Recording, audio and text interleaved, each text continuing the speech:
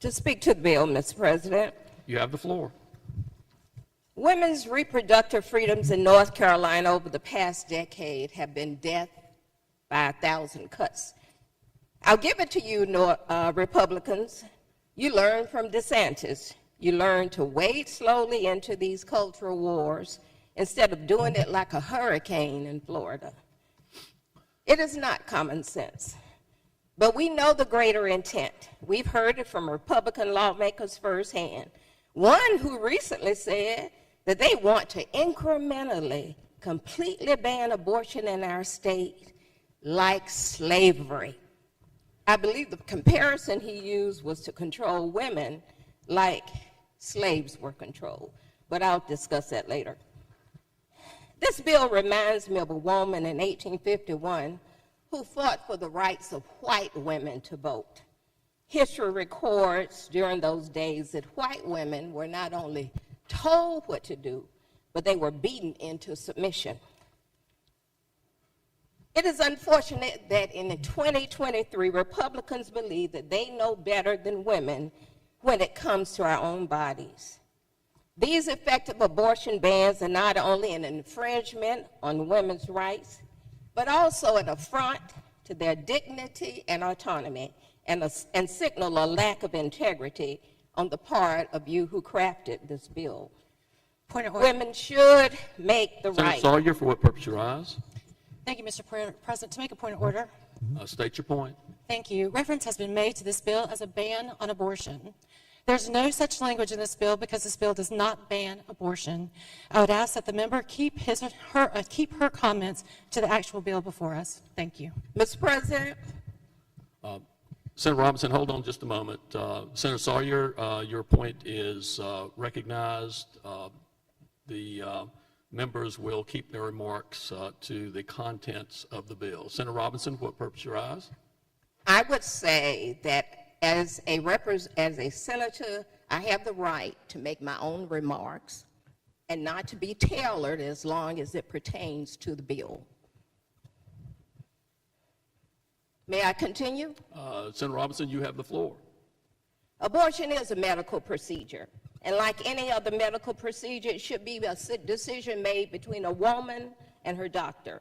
Let me assure you that this bill would not stop women from seeking out abortions. It will simply force them to seek out unsafe and often deadly alternatives, such as self-induced abortions and seeking out unregulated providers. I'm disappointed to see that I must address this again. Years ago, in 2013, I sat down there and had to encounter a white senator who said to me that he, as a white man, knew more about women using coat hangers in alleys to induce abortions when they could not get access to safe ones. This is not only dangerous for women's health and safety, but it also undermines the very goal of protecting life that this bill says it does. What's remarkable is that when Roe versus Wade was decided in 1972, it wasn't the political lightning rod that it is today. It wasn't until the 80s that the extreme right decided to make it the new political flashcard. This bill is not a woman, child, and family policy. It is a political policy meant to pander to your Republican base, using vulnerable people as political footballs. When we hear you say, we trust our citizens to make their own decisions, and you believe in limited government that empowers people, this is ground zero. Show the people that you mean what you say. It's common sense that abortion is between the woman and her doctor. It's common sense that a man's decision to have a vasectomy is between him and his doctor and his family, isn't it? Men don't have to wait 3 days to get a vasectomy. Even the chair of the Republican Party said, we trust the people of North Carolina to make their own decisions and do what is best for them and their families. Well, I'm not sure he meant that. I appreciate the Republican leadership trying to sweeten this bill with parental leave. You know, I and several other Democrats proposed these bills some time ago. We're glad you decided to add them. Let me be clear. Personal freedoms and rights should not be up for negotiation. It is disingenuous to subtly support policies that have long been called for. It's insulting to claim that this bill is going to save lives when you continually turn a blind eye to the lives of black mothers who are 4 times more likely than white women to die from pregnancy complications. It's insulting to claim that it's child and family focused when you've ignored North Carolina's growing rate of black infant mortality. North Carolina has the highest black infant mortality rate in the country. Women and babies are dying in this state. So it's not abortions that's killing them, it's your policies. So don't tell me that this is a woman and family first policy. If we truly value life, we would address the fact that nearly 9,000 babies were born in North Carolina last year to mothers who received inadequate prenatal care. If we value life, we would address the fact that black babies are twice as likely as white babies to die before their first birthday. If we value life, you would address the fact that every child who goes to school in this state ought to be able to eat free rather than worrying about how to pay for it. North Carolina has one of the highest poverty rates in the country. We need to give women and babies the care and support they need. I know from the experience I have as director of a program that dealt with baby love about infant and mother mortality. I understood that they didn't access services because they didn't feel welcome. They were afraid to go. They lacked housing and food and transportation and all of those essentials. They weren't interested in education because they couldn't get what they needed. Women shouldn't have to give away their personal freedoms in order to get that support. So as the state has chipped away at access to legal, safe abortions over the years, they're effectively making it impossible for women, whether working or poor, to make that personal decision. You're leaving North Carolina women no choice. They're only being given the choice that you've made for them. Reproductive freedom is the ability to make choices about whether or not to have children, when to have them, and how many to have. It includes the right to access contraception, abortion services, and reproductive health. Unsafe abortions are one of the leading causes of maternal mortality around the world. And when you deny women access to contraception or reproductive health services, then you are committing a death. Women should have this opportunity and access to safe and legal abortions. For too long, women have been made to feel ashamed or embarrassed about seeking these services. And this stigma has made it even more difficult for women to access the care they need. We need to work to remove the stigma around abortion and other reproductive services. What is so stunning to me as a Democratic woman, a mother of 2 daughters, grandmother of 2 granddaughters, that my grandchildren will soon have to fight for rights as young women. Now, I was so busy in the 60s fighting for civil rights and voting rights that I didn't have time to think about someone taking my reproductive rights. But let me close before the president decides my time is up.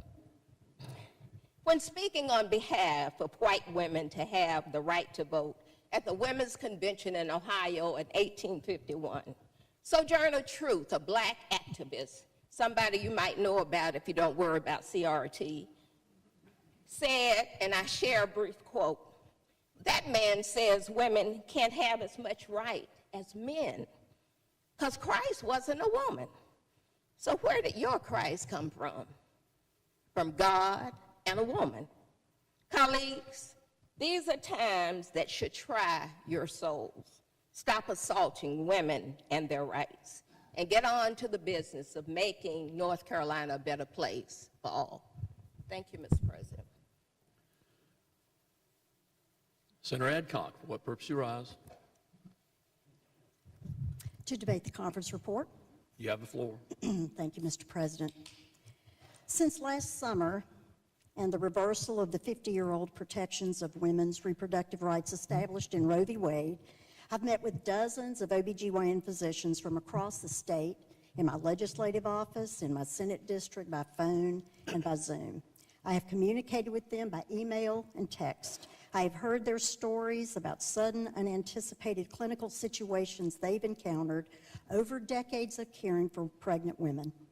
I've given them advice about how to get the attention of their own senators and representatives.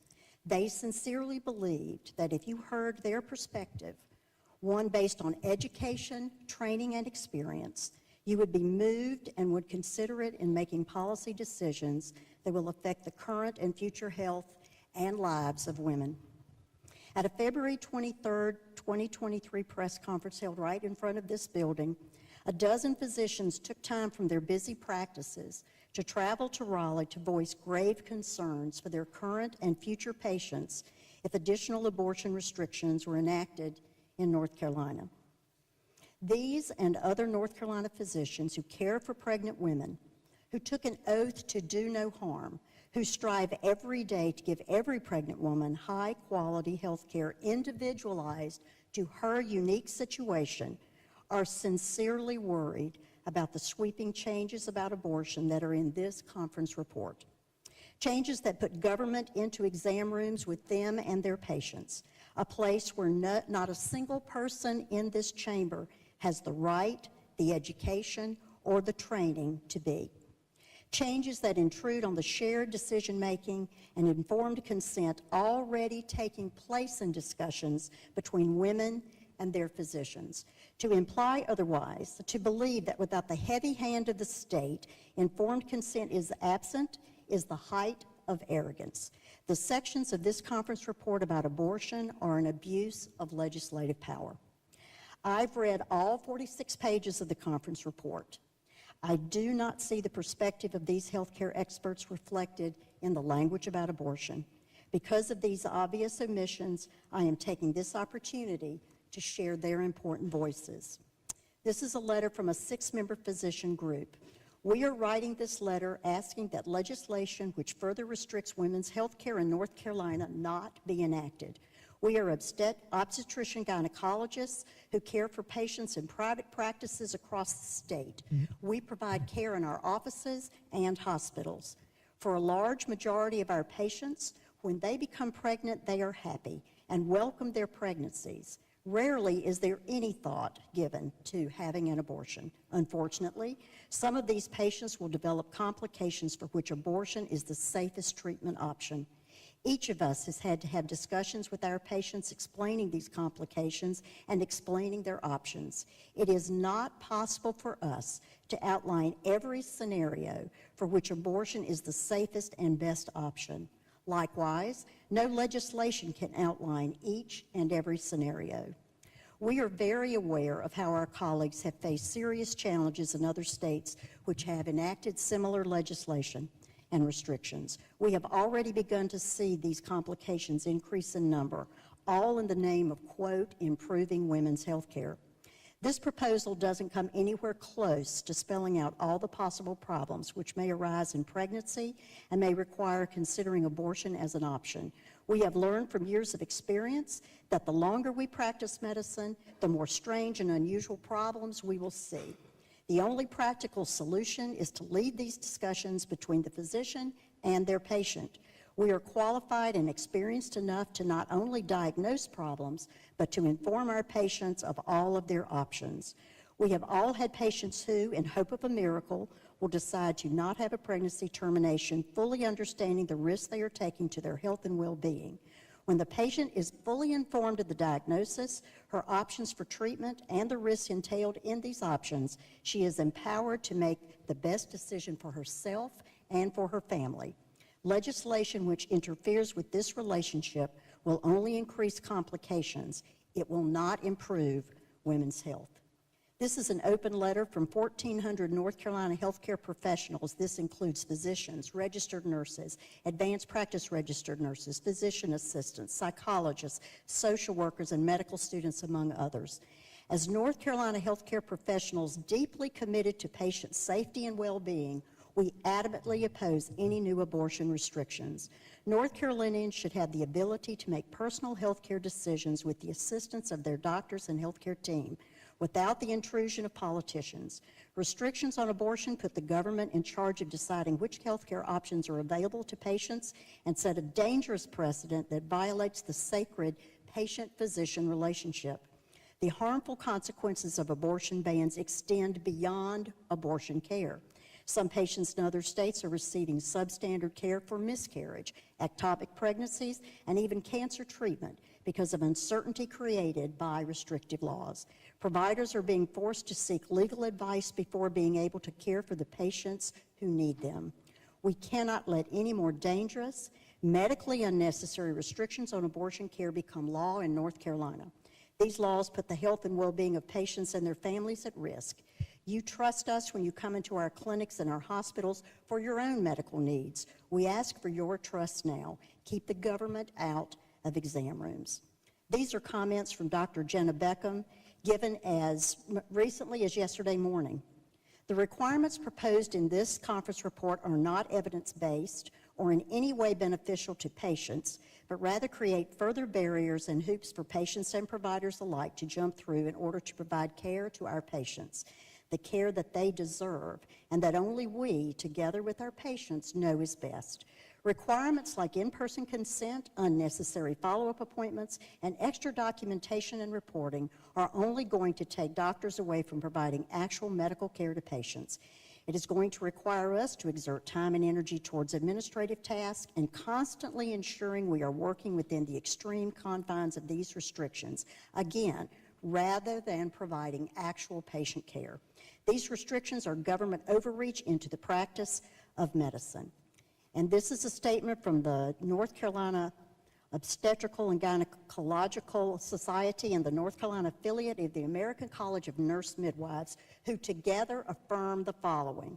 Abortion is part of comprehensive reproductive health care.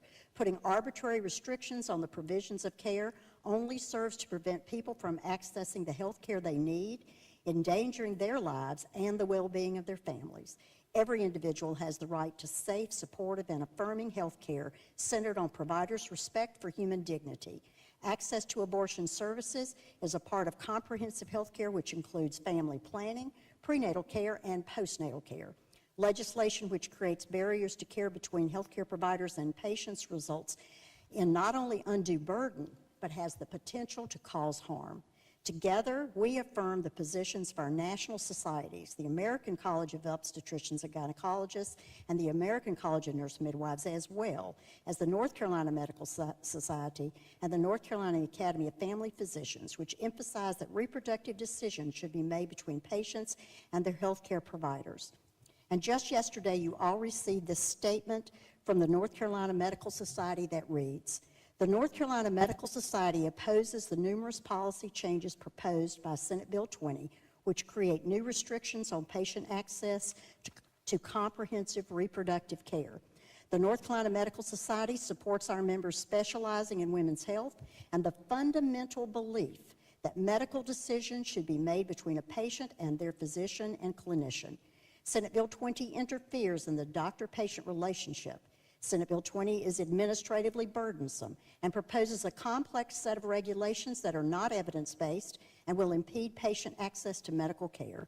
In addition to limiting access to safe clinical care, this measure will also create new causes of action against those who are striving to provide their patients with medical care that is in the best interest of the patient. Senate Bill 20 creates unnecessary additional administrative burdens for physicians at a time when access to care is challenging to many in our state and when physicians are reporting unprecedented levels of burnout. We urge the General Assembly to reconsider the decision to vote quickly on this conference report to allow time for thorough and careful consideration of this most complicated and life-changing issue. Moving forward with these changes will undermine the clinician-patient relationship, impose new and punitive penalties on clinicians, potentially discourage physicians from practicing in North Carolina, and compromise patient access to safe care. Members, I cannot support legislation and policy that completely ignores the voices of these highly trained healthcare experts, and I ask you to please vote no on this conference report. Senator Batch, for what purpose you rise? To speak to the motion. You have the floor. I stand before you today to express my deep concern and opposition to Senate Bill 20. This bill is a direct attack on the fundamental rights and freedoms of women and a blatant attempt to control women's bodies and their lives. Young women in North Carolina today have less rights than their mothers and their grandmothers had. This bill is an extreme and oppressive step backwards for our society, and one that will deny women the right to make decisions about their own health care and future. According to the American College of Obstetricians and Gynecologists, abortion is one of the safest medical procedures in the United States, with a complication rate of less than 0.5%. Abortion is health care, and women should have the right to access safe and legal abortion care without unnecessary government restrictions or intrusions.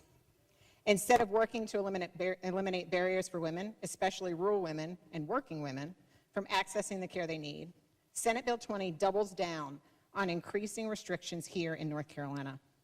As a result, these extreme restrictions effectively ban abortion for the majority of women in North Carolina who don't have access to an OBGYN in their county or a hospital.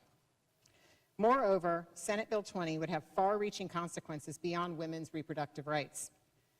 It would set a dangerous precedent for government intervention in our personal lives and our health care decisions. Its passage will erode the principles of individual freedom and limited government that are the cornerstone of our democracy, and one that my colleagues across the aisle tout on a regular basis. Senate Bill 20 is not only an attack on women's fundamental rights and freedoms, but it's also an attempt to impose a narrow and ideological view of morality on the entire state. In fact, a broad majority of North Carolinians polled believe that the U.S. Supreme Court was wrong in overturning Roe v. Wade. Yet my Democratic colleagues and I find ourselves standing before you in this chamber less than 48 hours after this bill has been released, excluded from negotiations on this bill. Our Democratic caucus is a majority women. We make up the majority of the women in this Senate chamber, and we were excluded. We were excluded and silenced when it comes to the votes and to the voices of the people of North Carolina and the women that we all represent across this state.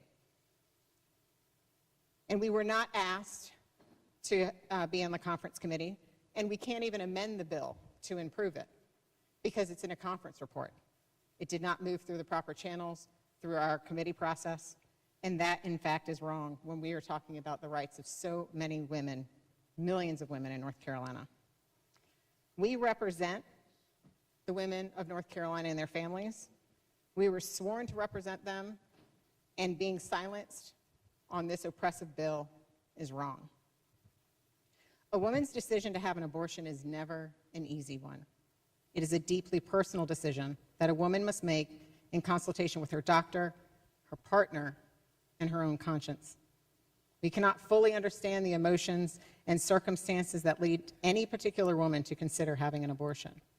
But just as you respect and trust your mother, your wife, and your sister, or your daughters, we too should respect and trust women to make their own decisions about their own bodies and their future. A recent News and Observer article stated that 17 states that ban abortion after 20 weeks have an exception to protect the life or health of a woman. But many worry that doctors will not exercise the vaguely worded exceptions contained in Senate Bill 20 out of fear of losing their medical license, being fined, and being charged criminally. We also know that restrictions on abortion will not result in better health outcomes for women. To the contrary, women who are unable to access safe and legal abortions will resort to unsafe methods which can lead to serious harm or death. And in a state where the maternal mortality rate is outrageously high, reproductive health care providers warn that it will make maternal mortality worse. There have been several scientific studies over the past 2 years that have noted increases in maternal mortality when abortion bans are enacted. A University of Colorado study in 2021 found that a total ban on abortion could increase pregnancy-related deaths up to 21% overall and up to 33% for Black women. And now, because of the increased criminal sanctions and enormous fines, doctors in this state may delay treating a woman until she is near death.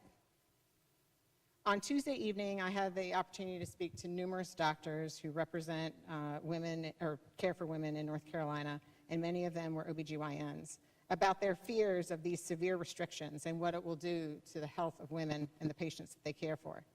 They spoke of the broken healthcare system and the lack of access that rural North Carolina women have to care, and how the additional and completely medically unnecessary restrictions contained in Senate Bill 20 will disproportionately harm rural women and working class women. I will remind this chamber that 82% of North Carolinians do not have sick leave and do not have paid leave. There are 20 counties in the state that don't have a hospital and 30 that don't have an obstetrician. So how exactly is a working mom of 2 children who works at a fast food restaurant and isn't a state employee, because again, this bill is only addressing paid leave for state employees. It's not addressing parental leave for all of the other vast majority of North Carolinians who frankly do not have access. How is she supposed to take 3 days off from work over the course of a week to get to a doctor's office 75 miles away in order to obtain an abortion? Senate Bill 20's extreme restrictions on accessing abortion care are oppressive and cruel to the women of our state. For the last several months, we've seen numerous doctors walk the halls of the legislature asking to meet with both Republican and Democratic members to discuss the importance of codifying Roe and, at a minimum, advocating for the current law to stay put.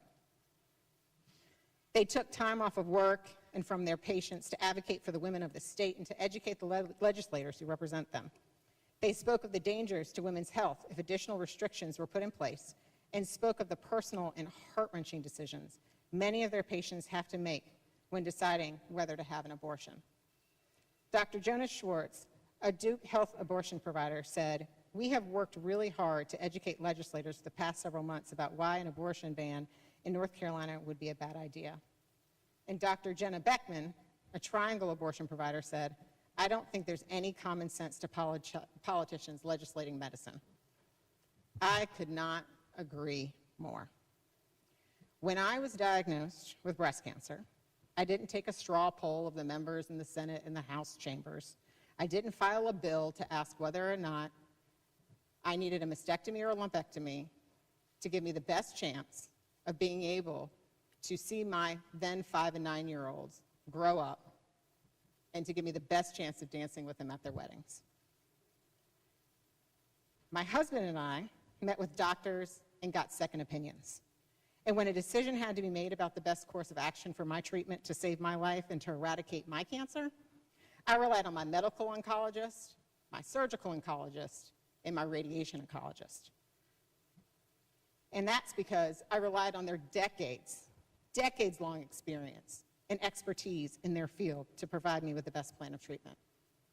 And I also guarantee that not a single person in this General Assembly who loves their family would rely on this collective body to make medical decisions necessary to treat their child, their spouse, or their wife. Yet Senate Bill 20 does just that. It supplants the knowledge, evidence, and years of medical training and expertise that OBGYNs have in treating women for a layman's ideological medical opinion. And to be clear, Senate Bill 20 will have dire consequences if passed. I don't want you to take my word for it. Take Dr. Tomlinson's. She shared, quote, "I'm an OBGYN who offers the full breadth of services for delivering babies to hysterectomies. Abortion care is a part of my practice. I oppose any law that opposes restrictions on my ability to offer patient-centered, evidence-based care. I'd like to tell you about a patient of mine. At 28, this mother of 2 small children received the devastating news of an aggressive breast cancer diagnosis. she started chemotherapy. Her cancer doctors asked her to stop birth control, which she did.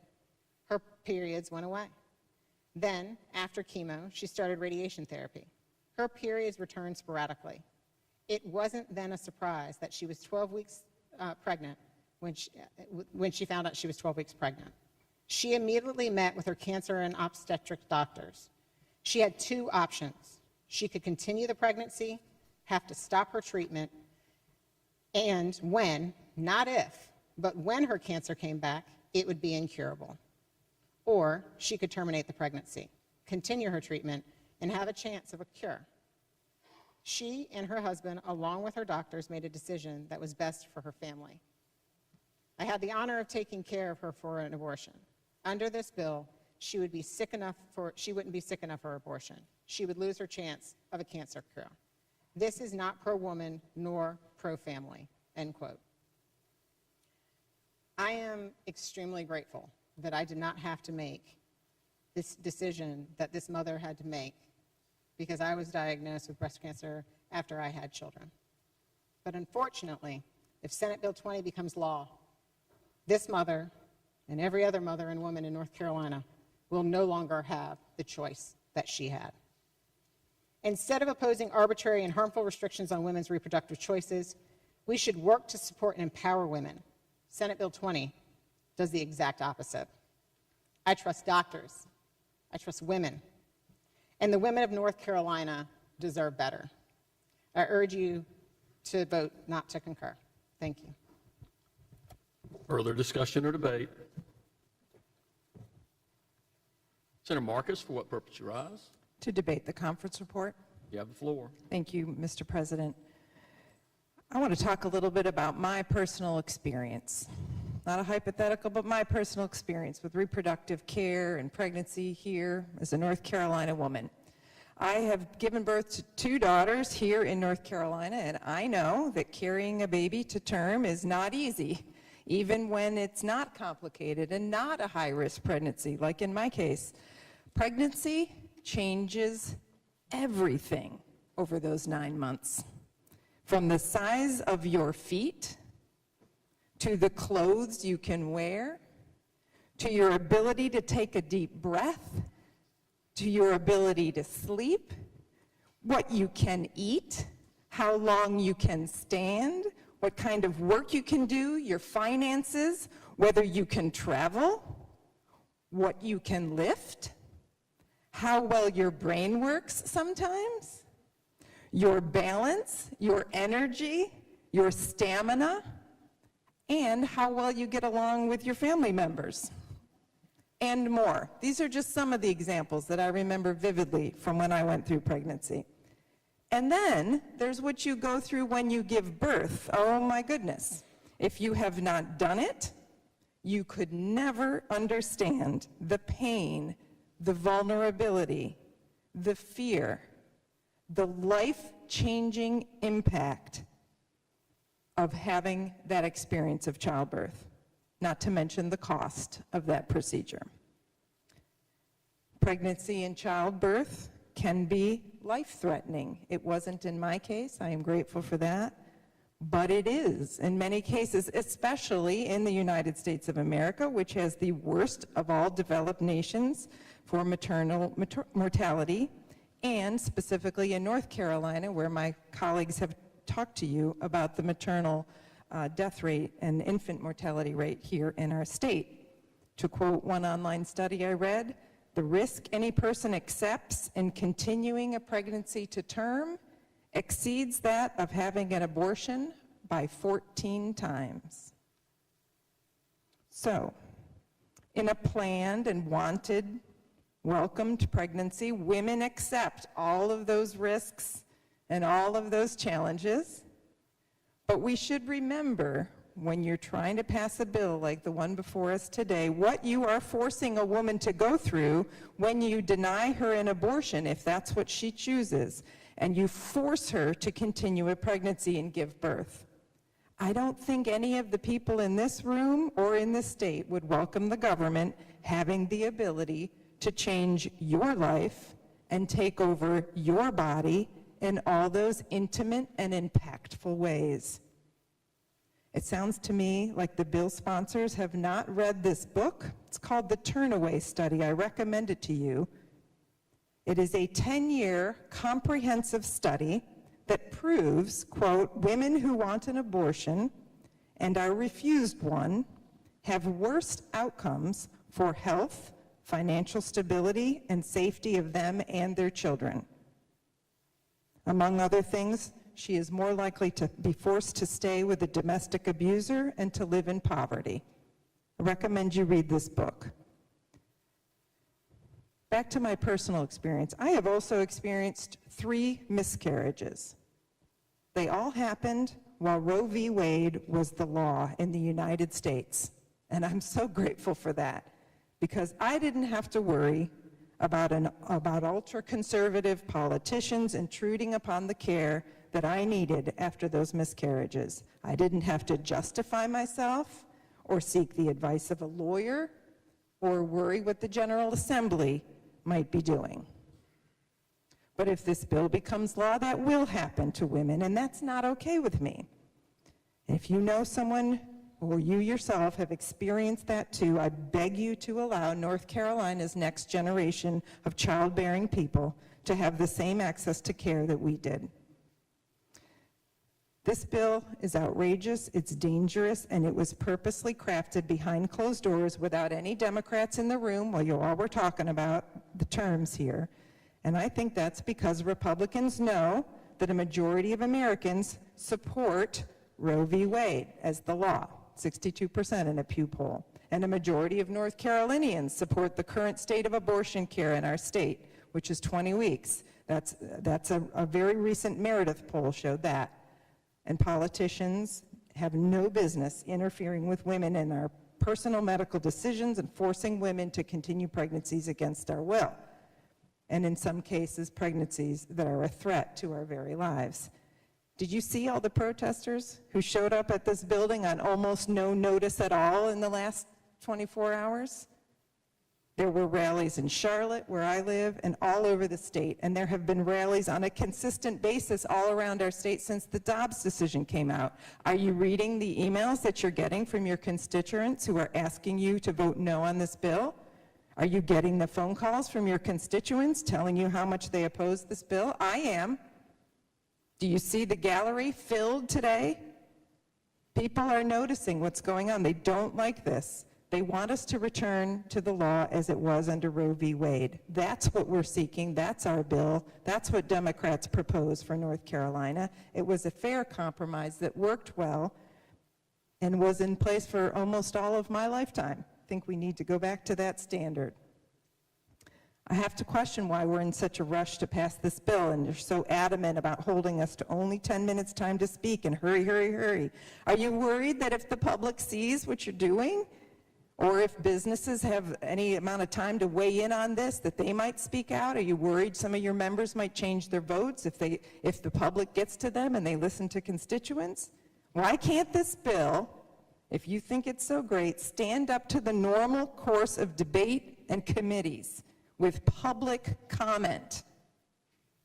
Not one medical society has backed this bill. The North Carolina Medical Society immediately put out a very strong statement opposing this bill. Instead of being the land of the free, where all people are guaranteed liberty, America has now become a patchwork where women in some states are forced to continue unexpected, unviable, unsafe, and/or unwanted pregnancies, while other states become crowded safe havens for abortion care for desperate people who are forced to flee their home states in order to access the care they need. People, many of whom are already mothers with children at home, will die and suffer harm because of laws like the one before us today. This law will make many North Carolinians become health care refugees who must go to other states to get the care they need. That is, if they can afford to do so. Another topic I want to make sure we underline today, I don't think anyone has spoken on this yet. Doctors will leave North Carolina if this bill becomes law. This is a reason to oppose this bill, even if you and your loved ones would never decide to get an abortion. Bans like this one will drive medical providers out of our state. Point of order. Due to the ways it ties their hands. Mr. President, point Senator of order. Sawyer, for what purpose you rise? Thank you, Mr. President. Again, reference has been made to this bill as a ban on abortion. There's no such language in this bill. This bill does not ban abortion. It actually is a plan for abortion. Thank you. Mr. President, may I respond? Senator Marcus, I would just say members need to keep their remarks to the content of the bill, and you may respond or continue. It's up to you. Thank you. I am definitely speaking on the content of this bill. I understand that one of the bill sponsors doesn't like the word ban and wants me to use the title she gave the bill. I think that title's really not accurate. And a ban is a ban. You may have some exceptions in here, but this is restricting access to abortion. That is the definition of an abortion ban. And it in fact limits a lot of people's access to abortion. So I don't know what other word you want to use. If you want to take the banned language out of the bill, we can stop calling it that. But Senator Perry, for what purpose? Point of order. State your point. Mr. President, the word ban does not appear in the bill, and it would be inappropriate to continue using that word. may I respond? Senator Marcus, you may continue your remarks. I have you pretty close to your 10 minutes, so you can use that time however you wish. All right, I won't let them distract me with silly arguments. I will reclaim my time under the rules of the U.S. House that I believe apply in this case, since you're holding me to 10 minutes and they just ate up some of my time. I want to talk about the doctors that are leaving North Carolina. I have heard from many. I can't share them all with you because I'm limited to my time today, but they have written to me and let me know that bans like this, and that's what the doctors called it, will drive them and other doctors, not just doctors who give abortions, but doctors who care for pregnant women are going to leave, are already leaving the state because they feel that this restricts their ability to practice medicine to the standard of care that they are trained to do, that they feel ethically obligated to do. And so you are driving them right out of our state. It's going to raise infant mortality. It's going to be bad for North Carolina women. You're not protecting anyone. I have attended many rallies, one of which was in my hometown of Davidson, North Carolina. It was organized by teenagers and college students, over 100 of them. None of them asked for your, quote, protection. They don't want this bill. They want Roe v. Wade. They are independent, smart, young women who want to know that their state believes that they have the right and the ability to make decisions for themselves. Their sign said, bans off my bodies. Their sign said, codify Roe. Their signs did not say, please. Hold on. Senator Marcus, you are now well over your 10 minutes. You need to wrap it up. I hope that I've been able to reclaim the time that is stolen from me. And I will end by saying... Senator Marcus, I don't know that the rules of this body would allow the concept of, quote, reclaiming time. But you still have the floor. You are requested to wrap up your remarks. All right. I will finish by bringing the voices of those young women who I represent. Some of them also live in your districts, who do not want your, quote, paternalistic protections. They want their rights. They want to decide what's best for them and their futures. And I ask you to vote against this motion. Further discussion or debate? Senator Robinson, for what purpose?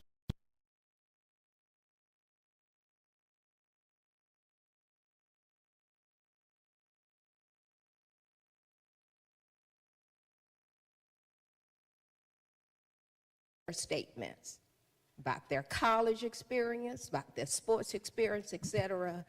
And it appears to be unfair to limit the comments of the women in the Democratic section, not to use their own experiences and their own references. Now, this is an equally elected body, and Senator I would Robinson, ask that you Senator not Robinson, tolerate that. state your point.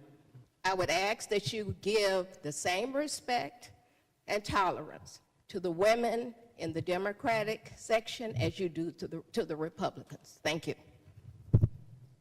Senator Galey, for what purpose you rise? Point of order. State your point.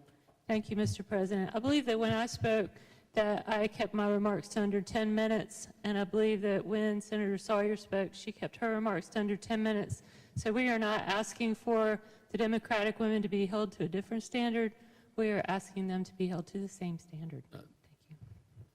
So, members, we operate under certain rules, and those rules control the debate in this chamber, and those rules include a time limit on the remarks made by members in connection with a motion to adopt a conference report.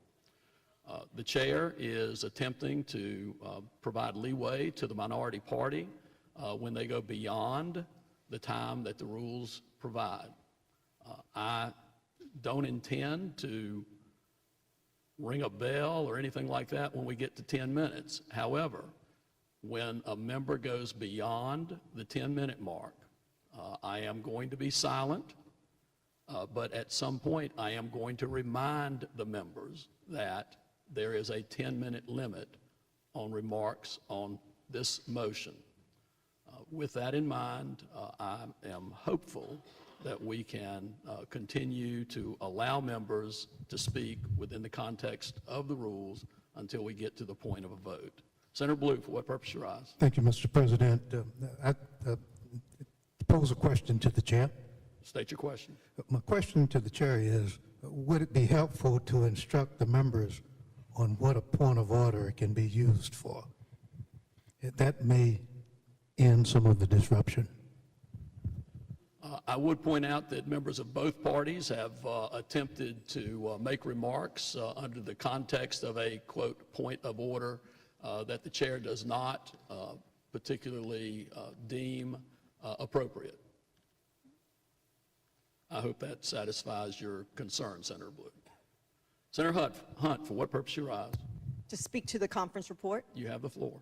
Thank you, Mr. President.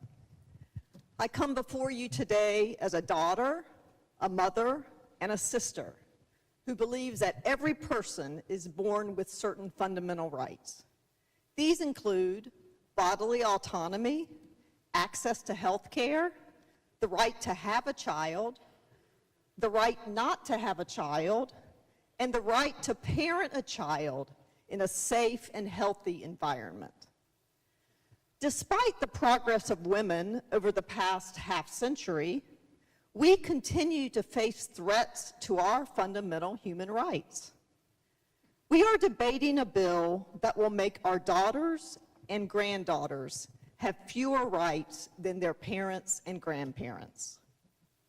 Many members of this body talk about the values of faith, family, and freedom. They talk about being pro-life. But let me be clear, this bill is anything but pro-life. If this bill is passed, women's lives in North Carolina will be put in unnecessary danger. Life-saving health care will be denied. Families will have less control over their ability to raise their children, and a fundamental freedom will be removed, further corroding our state's role as a progressive beacon in the South. North Carolina is better than this. North Carolina must be better than this. The majority of the population thinks this bill moves our state in the wrong direction. In fact, polls show that 85% of Americans support abortion in some or all circumstances. A true pro-life, pro-family agenda would fully invest in family leave for all working families. It would mean increasing the minimum wage to a living wage. Pro-life would ensure that a child is not just born, but well-fed, well-housed, and well-educated. Pro-life would be supporting parents with adequate child care, tax credits. Pro-life would mean ensuring that the health of mothers is good by ensuring their right to adequate health care. including life-saving procedures like abortion. Instead, with this conference report, we will now join other states that threaten women's lives. Here is an example. This is the story from one woman's congressional testimony. She is from Texas, and I quote, "Hello, my name is Amanda Zurowski, and I'm here to tell you a little bit about my experience with the Texas abortion bans. About 8 months ago, I was thrilled to be cruising through the second trimester of my first pregnancy. I was carrying our daughter, Willow, who had finally blissfully been conceived after 18 grueling months of fertility treatments. My husband and I were beyond thrilled. Then, on a sunny August day, just after I had finished the invite list for the baby shower my daughter was planning for me, my sister was planning for me, everything changed. Some unexpected and curious symptoms arrived, and I contacted my obstetrician just to be safe. And I was surprised to be told, come in immediately. After a brief examination, my husband and I received the harrowing news that I had dilated prematurely due to a condition known as cervical insufficiency. Soon after, my membranes ruptured, and we were told by multiple doctors that the loss of our daughter was inevitable. It was clear this was not a question of if, but a question of when we would lose our baby. I asked what could be done to ensure the respectful passing of our baby.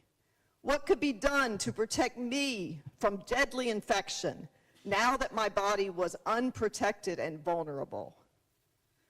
My healthcare team was anguished as they explained there was nothing they could do because of Texas's anti-abortion laws, the latest of which had taken effect only 2 days before my water broke.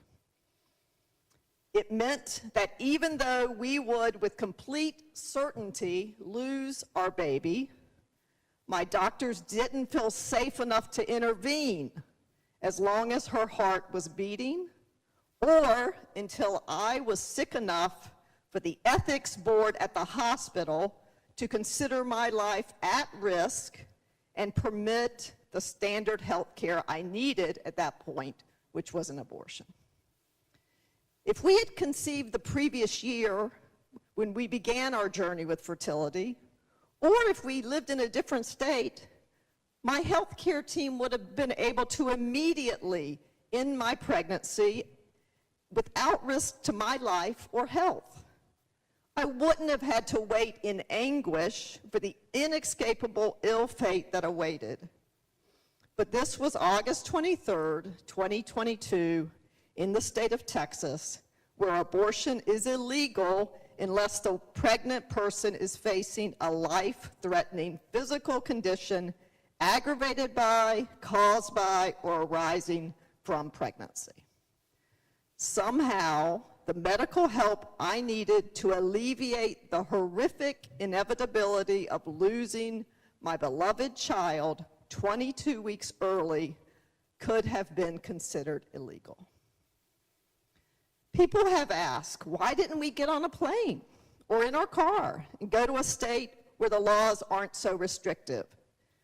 But we live in the middle of Texas, and the nearest sanctuary state is an 8-hour drive. Developing sepsis, which can kill quickly in a car in the middle of the West Texas desert or 30,000 feet up in an airplane, is a death sentence, and it's not a choice we should have had to even consider. So all we could do was wait. I cannot adequately put into words the trauma and despair that comes with wanting with waiting to either lose your own life, your child's, or both. For days, I was locked in this bizarre and avoidable hell. Would Willow's heart stop, or would I deteriorate to the brink of death? The answer arrived 3 long days later.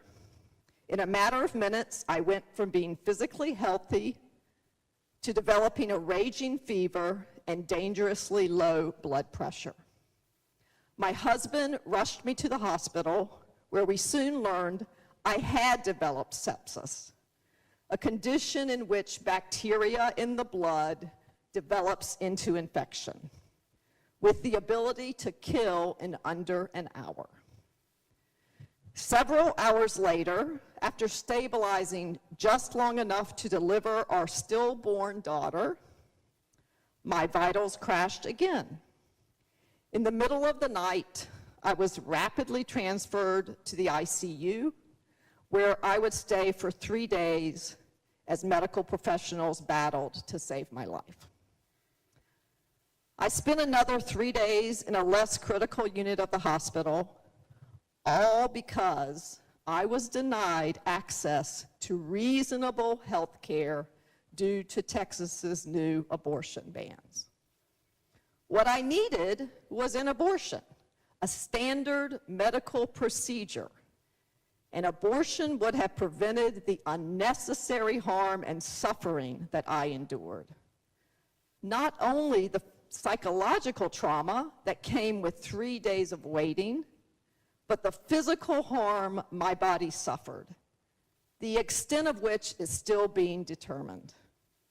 I needed an abortion to protect my life and to protect the lives of my future babies that I hope and dream I can still have one day. 2 things I know for sure. The preventable harm inflicted on me has already medically made it harder than it would have been for me to get pregnant again. The barbaric restrictions that are being passed across the country are having real-life implications on real people. I may have been one of the first who was affected by the overturning of Roe in Texas, but I'm certainly not the last. More people have been and will continue to be harmed until we do something about it. And no one should be forced to remain pregnant against their will for any reason, emergency or no emergency. We all have the power to fix this. We owe it to this woman and her child Willow and to every other person who may become pregnant in this state and in this country to protect the right to safe and accessible health care. We owe it to our partners, our brothers, our fathers, our uncles, and everyone else who should not have to worry about the lives of their loved ones, simply because they are with child. It is our job to protect the lives of people who elected us, not endanger them. Being pregnant is difficult and complicated enough. We do not need people in elected office to make it even more terrifying and frankly downright dangerous to create life in this country. Yeah. You are well beyond your 10 minutes. Sorry. Okay. I just urge everyone to vote no on the conference report. Thank you. Sorry. Senator Daniel, for what purpose you rise? See if Senator Sawyer would yield for a question. Senator Sawyer, do you yield? I yield. She yields. Senator Sawyer, I guess I'm a little confused by this debate. Wouldn't the exceptions in Senate Bill 20 for medical emergencies to save the life or loss of bodily function for the pregnant woman or life-limiting fetal anomalies cover the situations that are being discussed in this chamber? Senator Sawyer, you may respond. Thank you, Mr. President. Yes, you're correct. It would. Thank you, Senator Sawyer. Further discussion or debate? Senator Garrett, for what purpose you rise?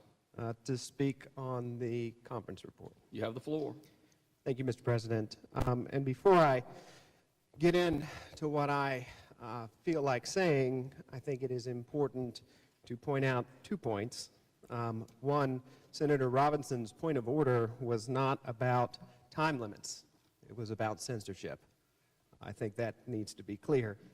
The second point, since we're operating a little bit beyond the rules that this body has traditionally respected, Senator Marcus made a reference to reclaiming her time.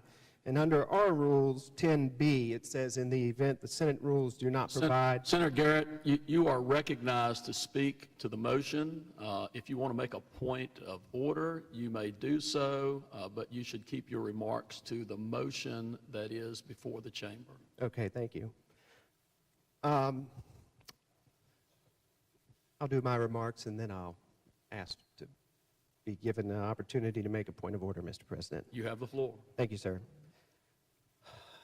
Serving in the North Carolina Senate is a tremendous honor, and it is one that comes with incredible responsibility. We are here to serve the people of our state. We are here to do good.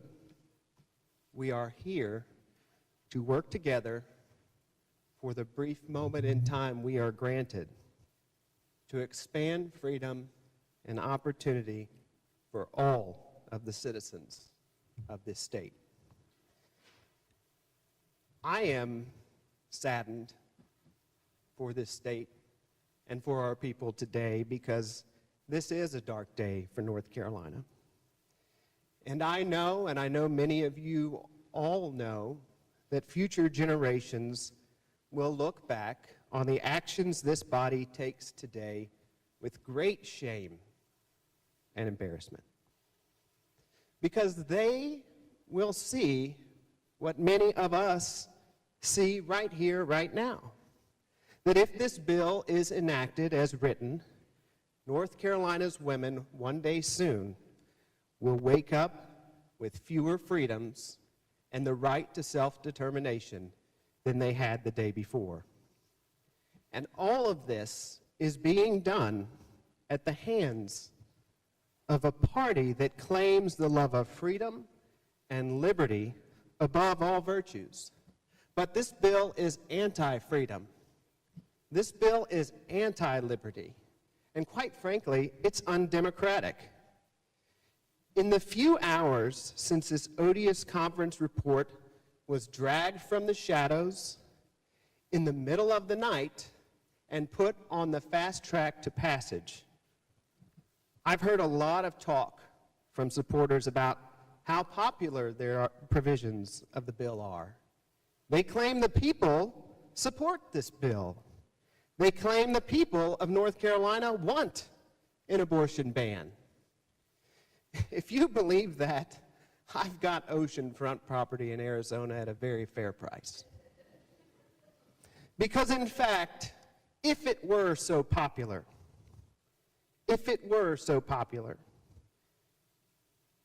would we be here today doing it the way we're doing it? Would we be using these cloak and dagger legislative tactics, ignoring state law, breaking and bending our own rules to silence debate and shut out the voices of the people? No. If this supposedly popular bill would have been drafted and filed in the Senate and the House before the bill filing deadline, traversed through committees with spirited debate, provide ample opportunity for the people of our state to have their say, and then find its way to the floor months ago. But here's the real truth. The real truth, it's not popular. Republicans and Republicans alone have hashed out this compromise. Amongst themselves, after months and months of internal disagreements behind closed doors. That, indeed, is the only way this deal could have worked its way into this conference report and be here before us today. And since we're talking about popularity, I want to share a story about how the public really feels. This is a CNN article from April 26th. The U.S. Supreme Court decision that revoked the federal right to an abortion led to significant restrictions to abortion access, but hasn't affected public support, according to a new survey from the Pew Research Center. About a year after the court's Dobbs decision, 80% of U.S. adults say their views on abortion haven't changed. More than 6 in 10 say abortion should be legal in all or most cases, while a third say that it should be illegal in all or most cases. And this divide has changed little over the past few decades. Most adults nationwide say that it would be easy to get an abortion where they live, but that has dropped significantly over the past 4 years, especially in states where abortions are currently banned. Now, more than 70% of adults in states where abortion is prohibited say that it would be difficult to get one in their area, up 50% since 2019. In states where there are restrictions or ongoing legal disputes, more than half, 56% of adults, say that it would be difficult to get an abortion, up 41% since 2019. In states where abortion is legal, however, the number has stayed consistently around 20%. About a year after the U.S. Supreme Court revoked the constitutional right to an abortion nationwide, most adults say that their views on abortion have not changed. About 2/3 say it should be legal in all or most cases, while a third say it should be illegal. And at the same time, a growing share of adults support easier access to abortions where they live, including more than a quarter of those living in states where it is legal. Other research has shown that the average travel time to get an abortion more than tripled after the Dobbs decision. As states enacting complete or partial bans on abortion effectively cut the number of active facilities by 1/10. While the partisan divide on abortion is wide and growing, according to this data, about 40% of Republicans say abortion should be legal in all or most cases, holding relatively consistent since 2007. Democrats more than twice as likely to support legal abortion, growing from 63% in 2007 to 84% in 2023. Nearly half of Democrats say that it should be easier for someone to get an abortion where they live, while nearly as many Republicans say that it should be harder for someone to get an abortion where they live. And perceptions of local laws differ by party. In states where abortion is currently banned, more than 8 out of 10 Democrats say that it would be difficult for someone to get an abortion, compared with about 6 out of 10 Republicans. And a similar gap exists in states where abortion is restricted. I could go on, but we see the divide and how the people of our country feel. I have been told I take this job too personally. And to me, this issue is deeply personal. I am a son. I am a husband. And I am a father. And this body, of which I am a member of, will strip away basic freedoms that the women in my life and the women I love have had for decades. And when I think about my young daughter, Charlotte, more and more I am overcome with the idea that she will become a young woman in this state that I love like nowhere else.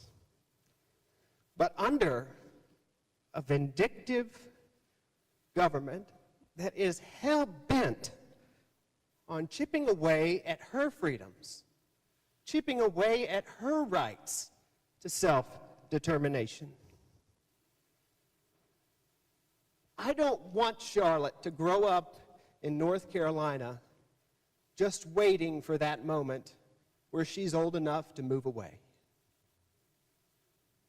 This conference report and the tactics that may get it enacted into law are just the latest in a long line of freedom-killing legislation. We also know that indeed it is just the beginning. The Speaker, when asked if this was it for abortion, he said just this session. Members of this body have said the fight to end abortion is incremental, like the fight to abolish slavery. It couldn't be more clear. This is just the beginning.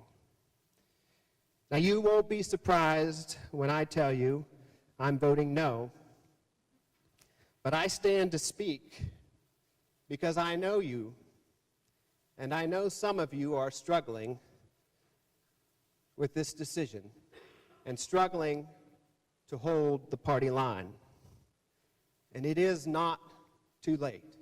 It is not too late to do the right thing. It is not too late to stand with the women of this state to protect their freedoms, their liberty, and their right to self-determination.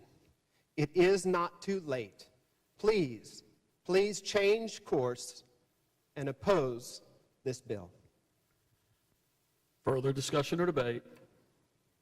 Senator Murdoch, for what purpose you rise? To speak on the conference report. You have the floor.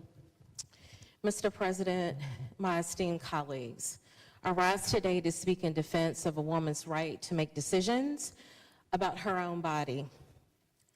As a proud North Carolinian, I believe in the values of personal freedom and individual responsibility. And as a legislator, it is my duty to protect those values for all citizens of our state. We live in a country founded on the principles of individual liberty and personal responsibility. Our Constitution recognizes and protects our rights to life, liberty, and the pursuit of happiness. But one of the most basic and fundamental rights is the right to make decisions about our own bodies. And yet there are some in this chamber who would seek to restrict that right. Let us be clear, the government has no business interfering with a woman's personal decisions about her own reproductive health. It is not the place of politicians, including me, to dictate to a woman what they can and cannot do with their own bodies. Our job is to ensure that all citizens have access to the health care services that they need and to protect their right to make informed choices about their own lives. We have seen time and time again how restrictive laws on abortion do nothing to reduce the number of abortions, but rather lead to dangerous and often deadly outcomes for women seeking to end their pregnancies. We cannot allow these harmful policies to continue. Instead, we should focus on policies that support women's health and well-being, such as expanding access to healthcare services and education. We should work to reduce unintended pregnancies and provide support for women and their families. We should prioritize comprehensive sex education and access to contraception. It's no secret that I've been a big proponent for Black maternal health since I joined this chamber, filing omnibus again just a few weeks ago because Black maternal health rates and all maternal health rates continue to go in the wrong direction, jumping up again in 2022. So our outcomes are even worse than when we first filed the omnibus in 2021. Black women will in fact suffer the most. The United States is now a country without a legal right to an abortion. In this new reality, Black women are already suffering the most. The factors that lead some Black women to seek abortions are present from the day that they are born, passed down from mothers who face similar plights. Those born into poverty are less likely to have access to health care, let alone reproductive or maternal health care. When some Black women are able to seek care, they face medical bias and racism. For centuries, Black women have fought for autonomy over their bodies against government-sanctioned abuse and abuse from intimate partners. The end of a constitutional right to legal abortion makes the fight that much harder. To share those sobering statistics again, Black women are 3 times more likely to die from pregnancy-related causes than white women. Black women have the highest maternal mortality rate in the United States, 53.3 per 100,000 live births in 2020, which means that they are more likely to die while pregnant, during delivery, or even in the postpartum period that year.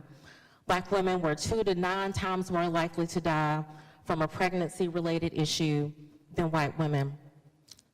Let's touch on pregnancy complications. They are the 6th leading cause of death among Black women ages 20 to 44. While pregnancy complications do not rank in the top 10 causes of death for any group of white women. Black women of all education and income backgrounds face the threat of dying in pregnancy and childbirth. A full abortion ban could increase Black maternal deaths by 33%, compared to a 21% increase for the overall population. My colleagues have been brave enough to share a number of their personal stories today. I'm 39, so my story will be a hypothetical. So I want to share a hypothetical question or a hypothetical story with all of you. A little bit earlier in debate, there were questions around the health of the mother. How sick will she have to be denied abortion care? My story is hypothetical because I have not had children yet. God willing, at some point I will be pregnant and give birth. When I received this bill at 11 o'clock at night, like so many of my other colleagues, one of the first calls I made was to a sorority sister who is an OBGYN in Virginia. I shared with her that this ban was moving forward, and I'm sorry that I'm out of order. Please do not cut me off. I shared with her that this policy could move forward. I said, in the event that I decide to have children and this legislation moves forward, since you do have a license in Virginia, I need to consult with you because I may have to seek medical care in Virginia. I hope it doesn't come to that, but the reason that I'm sharing that is there are a lot of women making those decisions currently, those hypothetical decisions. I also have high blood pressure. Ironically shared that in the Ag, Energy, and Environment Committee of all places because it was germane to the discussion. My hypothetical story, what if I go through my pregnancy and things are going great, and I develop preeclampsia, and my pregnancy becomes high risk? I'm already taking those steps to seek that care in Virginia. I'm a proud state senator of Senate District 20, one of the few women in this chamber that can still, hopefully, God willing, have children. Love this state, North Carolina native, but I'm absolutely horrified at the prospect of having a child in my home state. I'm horrified. So I had to share my hypothetical story for the women who didn't have the opportunity to provide comments on this legislation, on this conference report, who are doing like I'm doing, making those provisions in the event that they have to seek their medical care in another state. But I am an exception. I have the resources. As I just shared, I have a sorority sister, multiple, that are OBGYNs that can help me navigate that process. But what about all those women that don't have those resources? Those women that can't hop a state, that can't finance getting on a Greyhound bus or a plane to seek their medical care in another state. What about those women?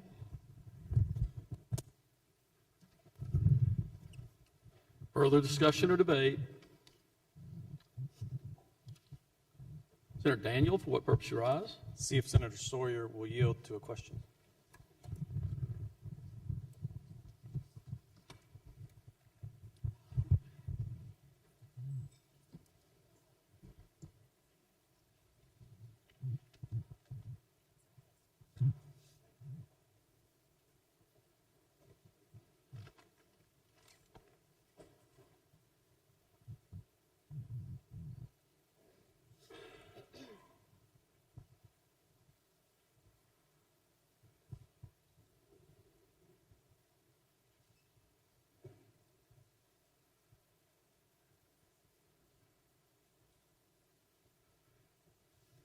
Senator Daniel, you rose earlier to ask a question. The rules say that members have one opportunity to speak. I've made it clear that asking questions counts as part of the time, and the standing to ask a question represents a time to speak. So I would say that you are not at this point allowed to ask a question. Thank you, Mr. President. I respect the ruling of the chair. Further discussion or debate? Senator Marcus, for what purpose you rise? To make a motion. State your motion.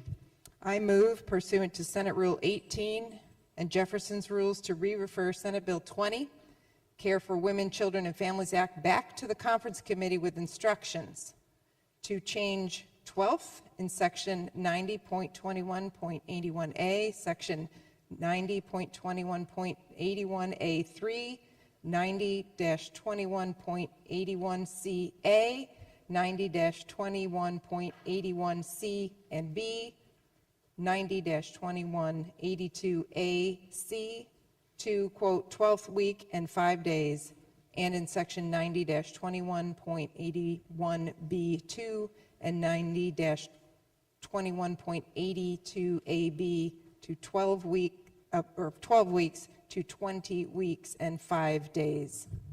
Second.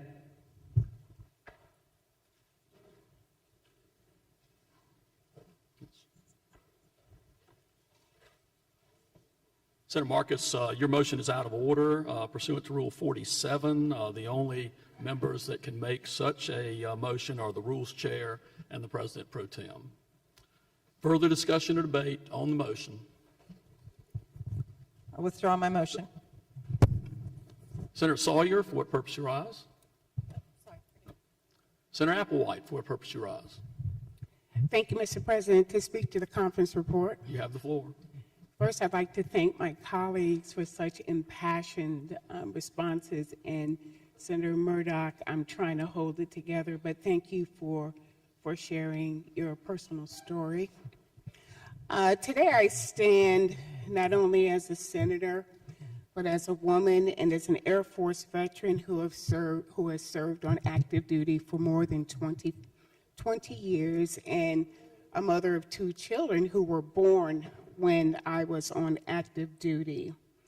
I have dedicated my life to serving my country, upholding the values of freedom and equality. I may be the only woman senator that has served on active duty, and I may be the only one in the entire General Assembly that has served on active duty for 20 years and have made a career of it. I've dedicated my life to serving my country, upholding the values of freedom and equality, and it is with great concern that I address you today about Senate Bill 20, which strikes at the very heart of these principles. The so-called Care for Women, Children, and Families Act, and while the title may sound appealing, the content of this legislation undermines the very care it claims to champion. I want to shed light on a particular group that will face the most severe consequences if this bill becomes law. our military women serving on active duty and the female spouses of men serving on active duty. These women who serve our nation, our country, stationed at Fort Bragg, Seymour Johnson, Cherry Point, and other military installations across our great state, will be impacted by this. And I represent thousands of women stationed on active duty in Cumberland County at Fort Bragg. This legislation not only violates the principles of bodily autonomy and personal freedom, but also undermines the trust we place in our service women to make the best decisions for themselves and their families. Imagine the plight of a young woman serving on active duty here in North Carolina, our military-friendly state. She's away from home, her family, and support system, and facing an unplanned pregnancy. And the stress of military life, coupled with the emotional and physical demands of the job, can be overwhelming. And what you may not know is that the stressors of military life often cause women on active duty to have irregular periods. Yes, I am standing on the North Carolina Senate floor talking about periods of active duty women, because that's where we are. We don't often know when we're pregnant because it's not unusual to miss a period or two. But if SB 20 is passed, it would impose restrictions and burdensome access to safe abortions, effectively denying military women the reproductive rights and health care that they deserve. As I read the restrictions of this bill, I was reminded of being stationed in Osan Air Base, Korea, and another airman, a good friend of mine, actually arrived in country pregnant. She didn't know that she was pregnant, so we had to get leave and figure out how we could sneak through this so nobody would know, when we took a train and a bus somewhere near Seoul, Korea, where she could have a safe abortion. We went there and we came back. But as I read SB 20, it seems like it's easier to have an abortion in Korea than it is in North Carolina, because at least we were able to go up and come back and she could get the care that she needed. Restricting access to abortion care can have significant consequences for military women and veterans, both in terms of their health and their ability to continue serving our country.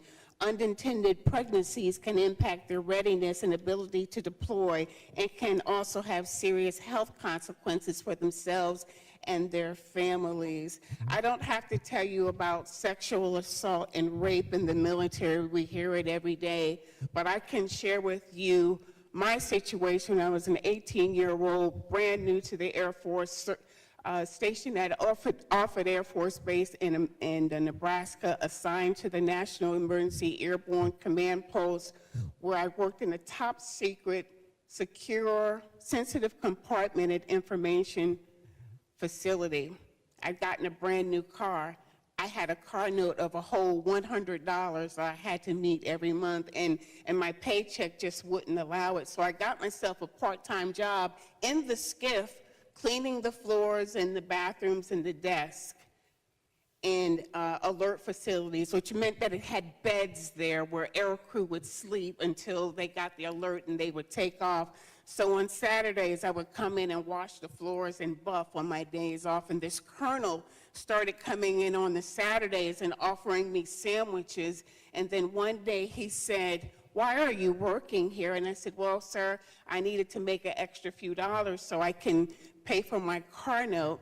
And then he offered to pay me for sex in the alert facilities, and I knew I was in trouble because there was no one else in the room. It was on the weekend, and you cannot hear. And I knew that I would be raped, and I would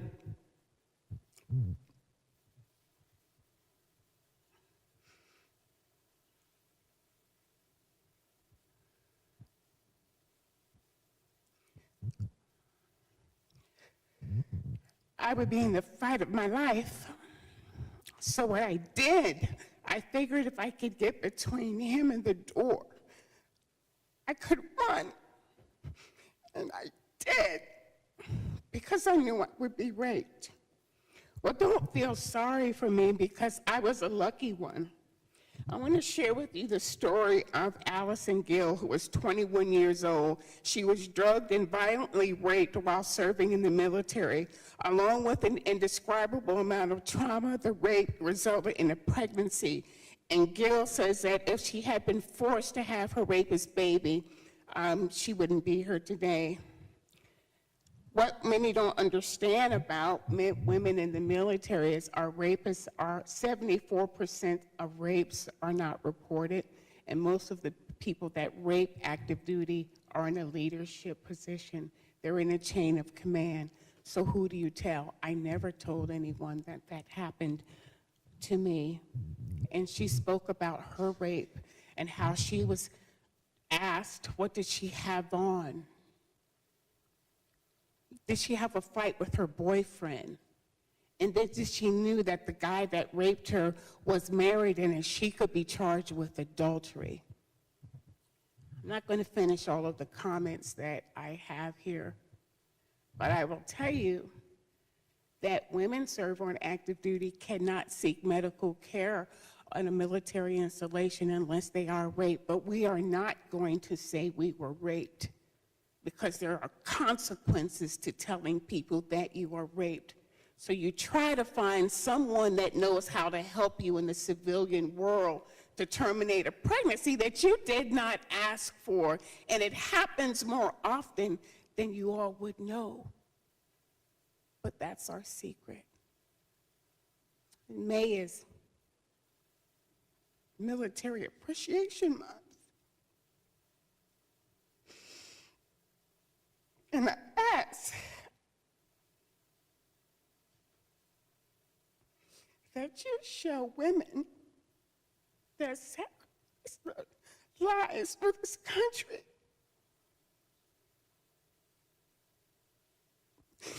Thank you.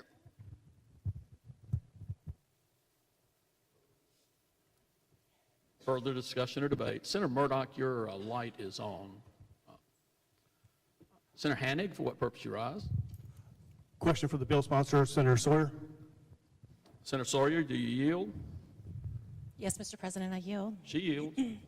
Thank you. Senator Sawyer, does S20 include a maternal health section that includes funding for contraceptives for low-income women and a package to reduce maternal mortality? Senator Sawyer, you may respond. Thank you, Mr. President, and I appreciate that question, Senator Hennig.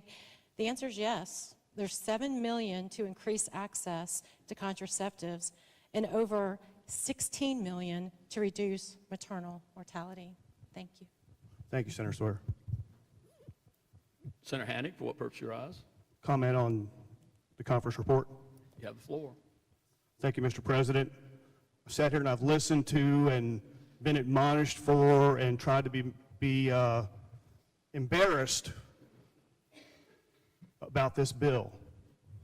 What I haven't heard today from anyone in this chamber is about the life of a baby, about the life of a living, breathing human being. That is what should be embarrassing. That is what you should be ashamed for. Thank you. Further discussion or debate? Senator Grafstein, for what purpose you rise? To speak to the conference report. You have the floor. Thank you, Mr. President. Mr. President, I'm glad the children who were in the gallery have left. I want to focus on the word incest in this bill, which is on the second page of the bill. And it, the bill defines incest as the criminally injurious conduct in the nature of the conduct described in GS 14-178, which is the incest statute. Under North Carolina law, incest means sex between relatives to specific degrees. In the case of adults, it's incest whether it's consensual or not. Presumably, in this bill, you're aiming at non-consensual incest when a child is under 16 and the relative is an adult. But technically, incest in the bill includes consensual conduct between adults. I don't know if that was a drafting error or an oversight or intentional. But if we're focused on non-consensual incest against children, I don't know why we sugarcoat it by calling it incest, because it's rape. And this happens to far more children than any of us care to contemplate. And we have seen the stories in the news of little girls in other states raped and pregnant and forced to travel out of state or undergo other trauma in order to access abortion care. You know, rape of children is horrific. It is also not uncommon. When it happens with someone they know, like a relative, it usually evolves over time. Every one of us, if we had one of those little red easy buttons, we would immediately put an end to harm to children.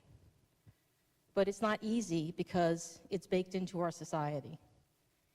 And it happens because of the way we talk to and treat children, particularly little girls. It starts with signaling to little girls that their bodies don't belong to them.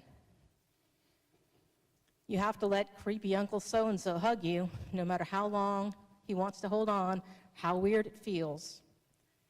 Don't make that man feel bad because you turned down his affection. Be nice. Don't complain about any number of invasions of your personal space or your body. Don't, if you'll excuse the phrase, and glad the children are gone, don't be a bitch. This is reinforced in our culture, where what it means to be a girl or a woman is so pervasively sexualized that we don't even register anymore that that's what's happening. Women are our bodies, which are there for public consumption and judgment, whether favorable or harsh. Children, especially girls, they see this. They internalize it. They internalize the idea that what matters is whether they are pleasing to others and that they don't have a choice about who touches them or how. They learn that they have to be accommodating to get along. They can't assert themselves too much. Don't take up too much space. It's a subtle and invisible process that happens throughout a woman's life over the decades. It slowly but steadily steals our power. It alienates us from ourselves and from our bodies. It makes us smaller. This bill does the same thing. It tells girls and women that our bodies do not belong to us. It also tells men and boys the same thing. It perpetuates all of the conditions that can lead to deep harm, whether from incest or some other form of coercion. It burdens our bodies with regulations, with a narrow labyrinth we have to get through to earn our access to health care. That includes some very detailed reporting requirements. And to clarify, there was a question earlier about whether the reporting requirements in the bill there on page 17, whether they're new. And we have clarified with staff that these are new reporting requirements. I think earlier Senator Kravitz said she wasn't sure.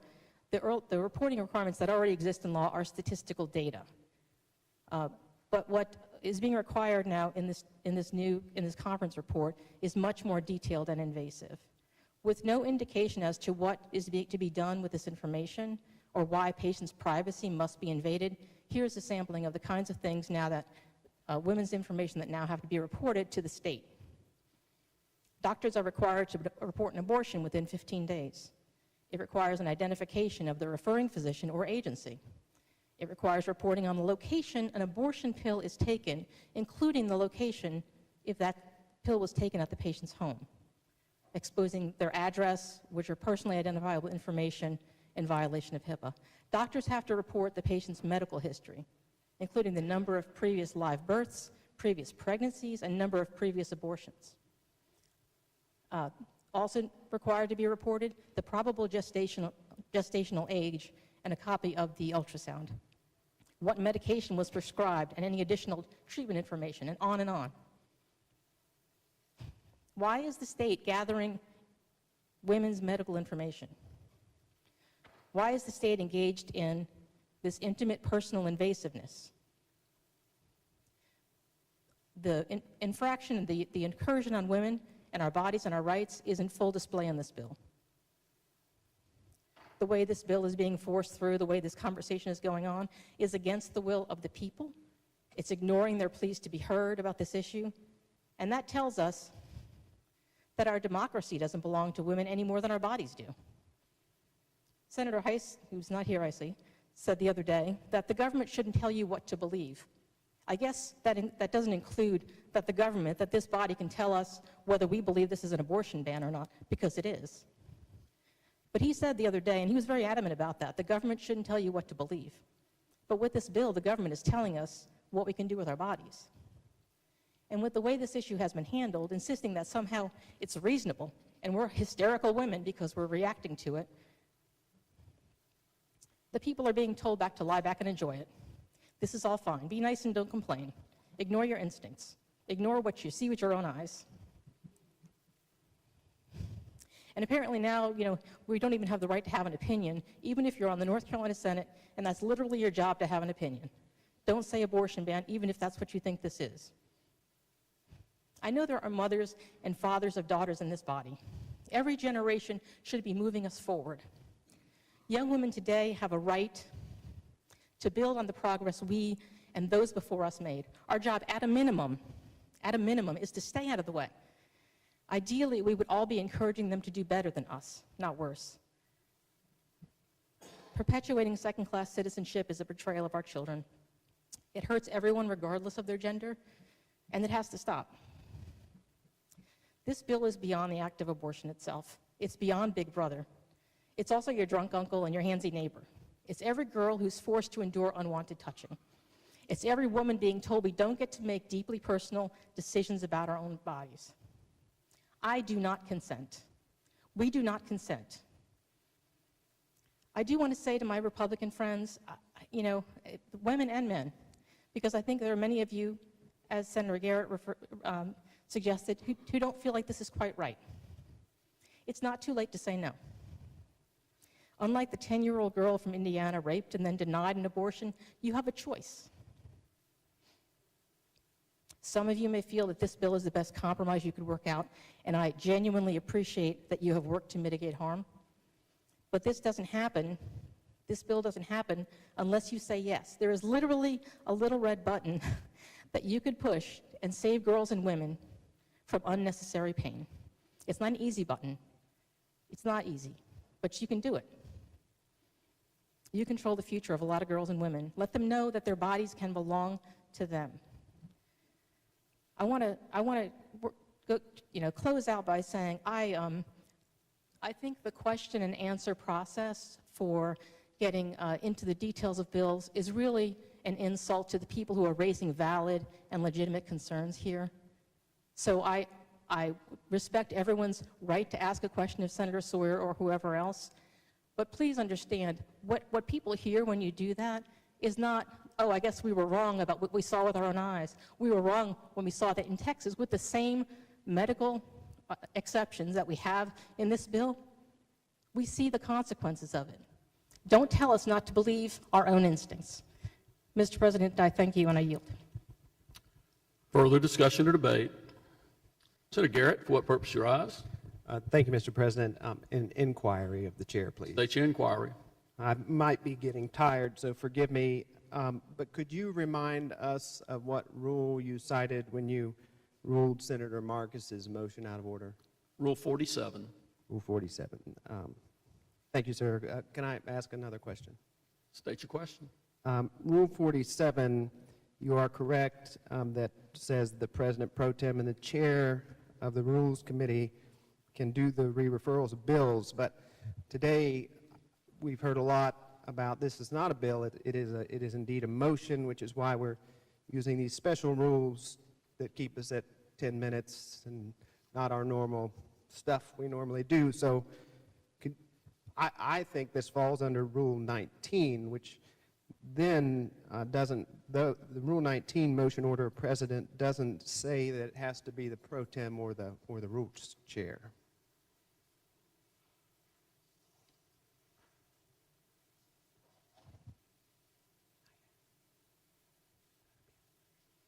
And what is your statement as to Rule 19 again? What part of Rule 19 do you say Well, applies? Mr. President, it's much more general. It has under Rule 19.7 to refer to a standing committee, or 19.8 to refer to a select committee, and then Rule 19 doesn't have any restrictions on which member may make that motion. I'm not a lawyer, I'm just a small business owner, so this is how I'm interpreting it, but just for clarification. So, Senator Garrett, I think to contend that a motion to adopt a conference report, and the conference report being a bill to enact law in North Carolina, is not really a bill because it's a motion. That sounds pretty lawyerly to me, and I will. Maybe I missed my call. The chair will rule your point out of order. Okay, well, and I respect that, Mr. President. Can I just ask that we get a second opinion, since that's a lot of this bill is about second, thirds, and fourths opinions. So maybe if we could inquire if the rules chair also agrees. So, Senator Garrett, under the rules, you are certainly entitled to challenge the ruling of the chair by asking the rules chair whether or not he agrees or disagrees with the ruling of the chair. So I will Challenge with respect, Mr. President. Since we are in the same delegation. I will defer to Senator Rabin. Thank you, Senator Mr. Rabin, you're President. recognized. The ruling of the President is sustained. Mr. President, if I Senator may, Garrett, for what purpose you rise? just a point of order, can we, I believe it's appeal the ruling of the rules chair to the entire Senate, and I'd like to call for the ayes and noes by electronic vote.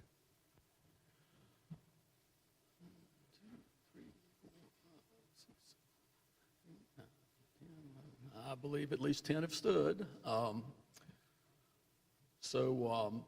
We will go to a vote on whether or not the chamber is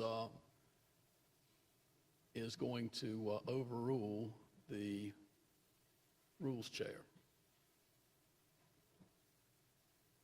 So, question for the Senate is the motion to sustain the ruling of the rules chair. All in favor of sustaining the ruling of the rules chair will vote aye. All opposed to the ruling of the rules chair will vote no. It will take a 2/3 vote of no in order to overrule the rules chair. Clerk will record the vote.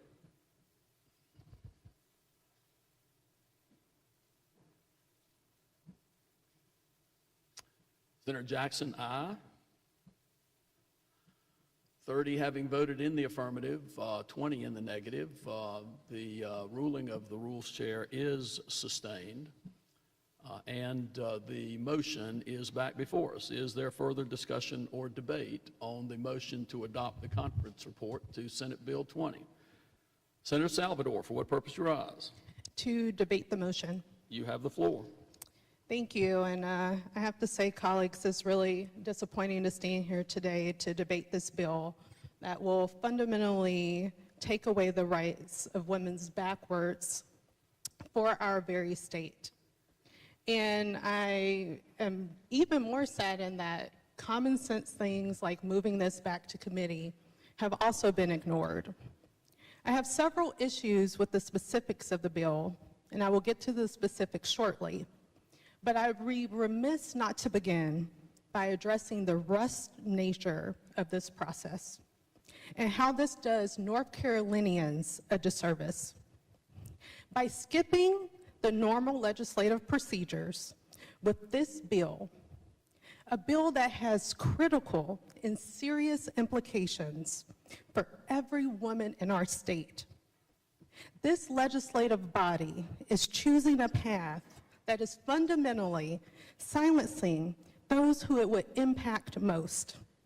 When comparatively, a bill of this nature should pass through several different committees, different chambers, and most importantly, have public engagement.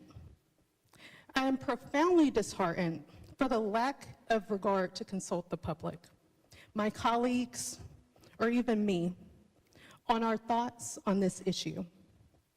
As the youngest woman elected to this chamber, sharing the experience of many North Carolinians of childbearing age, like some members here that we've heard today, I am one of the members in this chamber whose rights and freedoms and bodily autonomy will be impacted because of this bill.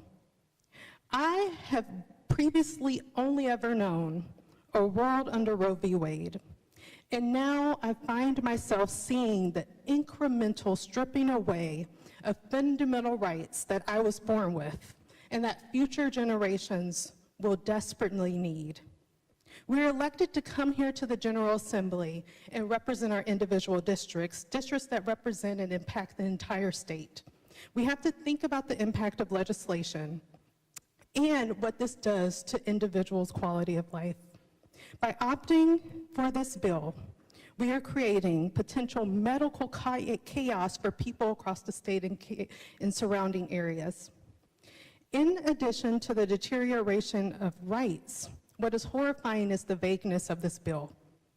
Like a student who rushes through papers hours before a deadline, this bill is so vague that it could put doctors having to choose between putting themselves in jeopardy or providing critical health care for the needs of their patients. There is no excuse or valid reason to put folks who are in charge of caring for our medical needs in such a dangerous position, to put women in such a dangerous position. Doctors are tasked with doing no harm, but this bill may put them into the situation to do the opposite. It will give a doctor an impossible choice. What is probable? Will their opinion be shown as valid? Unfortunately, the consequences will only become more evident as time comes on. There are so many things that can be pointed out. A first trimester ultrasound has an accuracy of plus or minus 5 to 7 days. How should the ultrasound deviation be factored in? Again, doctors can become concerned about what is probable or not. Well-respected organizations like the North Carolina Medical Society stand against this rush process, and I certainly agree with them in, quote, "It is administratively burdensome and proposes a complex set of regulations that are not evidence-based and will impede patient access to medical care." Additionally, while this bill purports to help the economic well-being of families who decide to have children, it falls short. In addition to health, mental, and emotional risks that this bill incurs, it also can put individuals at economic risk. When it comes to the socioeconomic implications of abortion access, the Turner-Way study found that women who were denied the procedure and carried the pregnancy to term were more likely to live in poverty. 6 months after they sought an abortion, 61% of them were below the U.S. federal poverty level, compared to 45% among the group who received an abortion just under the limit. This bill will create an increased burden on women by requiring initial consultation to now be in person, further cementing those who may work multiple jobs, do not have transportation, or live very far from a doctor's office. There's been countless legislation introduced in this chamber to help support the economic well-being of families, ignored and left to sit on the sideline. This bill, however, only increases the risk for women across the state. The decision to have a family is a deeply personal one. It is not something that folks take lightly. As a mother of 2 young children, we cannot even fathom the gravity of this deeply personal decision, and we should not insert ourselves as politicians in this way either. I support letting people make these decisions with their families, their doctors, and not having the government interfere in their freedom of choice. Having worked in data privacy, I've placed a huge value on the privacy and privacy rights of all North Carolinians, especially in regards to medical privacy. A major unaddressed aspect of this bill is the implications it has on the privacy of women across our state. And what's worse, due to the fast-track nature of the bill, again, we do not have the time to deeply analyze and fully uncover all the implications. This is the tip of the iceberg. In some cases, reporting requirements make it difficult to keep confidentiality, as numbers in certain categories may be very small. For example, in the cases of rapes and incest, resulting in abortion at 12 to 20 weeks, broken down by facility.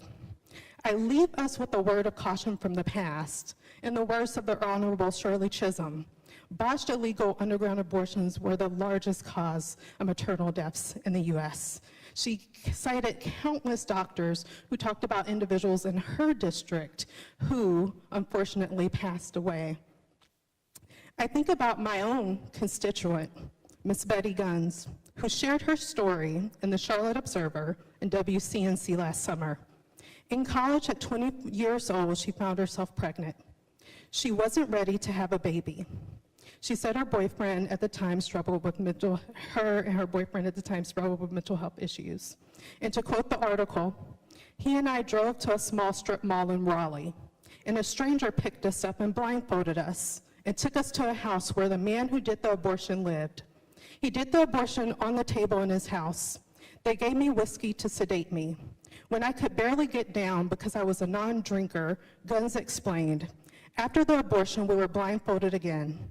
Taken back to the strip mall, I went back to the college dorm, in my dorm room, and waited. And over a period of 4 days, I got sicker and sicker. Guns had developed sepsis. For about 3 months, she recovered at Memorial Hospital in Chapel Hill. To quote Representative Shirley Chisholm further, no matter what men think, abortion is a fact of life. Women have always had them, they always have, and they always will. Are they going to be good ones or bad ones? Will the good ones be reserved for the rich, while the poor women go to the quacks? It is for this reason I urge you to vote against this motion. Thank you. Further discussion or debate? Senator Mayfield, for what purpose you rise? To see if Senator Krovic would yield for a question, please. Senator Krovic, do you yield?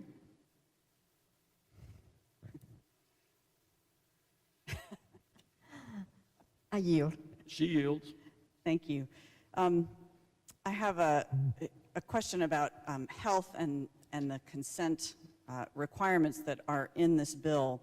The bill requires that women be informed, that a woman be informed that she has other alternatives to abortion, including keeping the baby or placing the baby for adoption.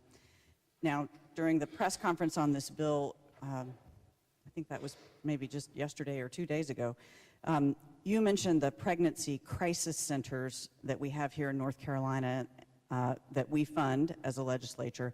And I'm wondering if we likewise require that the pregnancy crisis centers, as a condition of that state funding, to have trained medical personnel presenting the option of abortion to those women and the risks of carrying a pregnancy to term, including one of the risks that we've heard earlier, that the risk of maternal death associated with childbirth is approximately 14 times higher than the risks associated with abortion. Senator Krovic, you may respond. Oh, thank you. Thank you, Mr. President. The pregnancy crisis centers are there for those women and those babies. They provide clothing, they provide support, they supply some funding. I don't believe they give any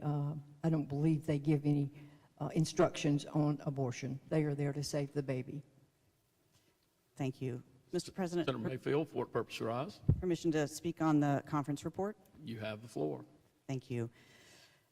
Before I get into my comments, I'd like to respond to a challenge that my colleague Senator Galey made to us earlier today, and that was regarding our position on abortion generally and what we support. And I would just like to remind everyone that the Democrats in this chamber came together and all co-sponsored Senate Bill 19, which is to codify Roe and Casey. And I think that would be the best evidence of our position on abortion and where the appropriate lines should be drawn. Today, I rise to speak against Senate Bill 20, which essentially bans abortions for many, if not most, women and girls in North Carolina. Abortion restrictions like those found in Senate Bill 20, timeframe limitations, waiting periods, medically unnecessary doctor and hospital visits, extensive and unnecessary consent forms, medically unnecessary follow-up visits, not only violate a woman's right to control her body and make her own reproductive decisions, but they also have a significant impact on women's mental health. Studies have shown that denying women access to abortion can lead to increased levels of anxiety, depression, and stress, and can exacerbate existing mental health conditions. Speaking of existing mental health conditions, we've spent a lot of time recently talking about the mental health of girls. Some of my women colleagues have said that our girls are experiencing a mental health crisis and have cited a New York Times article from earlier this year about a recent CDC study that says nearly 3 in 5 teenage girls felt persistent sadness in 2021, and that teenage girls with depression often experience, quote, persistent feelings of sadness or hopelessness. This article also states that 14% of girls, up from 12% a decade ago, said that they had been forced to have sex at some point in their lives. So our girls are experiencing an increase in sexual violence and already feel sad and hopeless. How do we think these new restrictions are going to impact that? Are they going to reduce any of that sadness and anxiety? Is the prospect of getting forced into sex, getting pregnant, and then facing the challenges of navigating these barriers and limitations going to make them happier? No. Under current law, if a young woman gets pregnant as a result of rape or incest, she can secure an abortion before 20 weeks without revealing the reason for her pregnancy. Under this bill, however, between 12 and 20 weeks, she would be forced to reveal that she was raped or the victim of incest to get an abortion, which then requires the doctor to call the police. While we certainly want girls to report rape and incest, and we want rapists brought to justice, the truth is that it is not always safe for girls to make that report. And if the girl's father or brother or mom's boyfriend is the rapist, might mom choose to protect the rapist rather than help her daughter get an abortion if she knows the police will be involved? Of course she might, leaving her daughter to suffer mentally and physically through an unwanted pregnancy. There is nothing in this bill to give young women hope that they can easily and safely secure an abortion in order to continue living the life that they have envisioned for themselves. They will only know that their options are more limited than those enjoyed by their mothers, their aunts, and even their older sisters. And that will provide no comfort.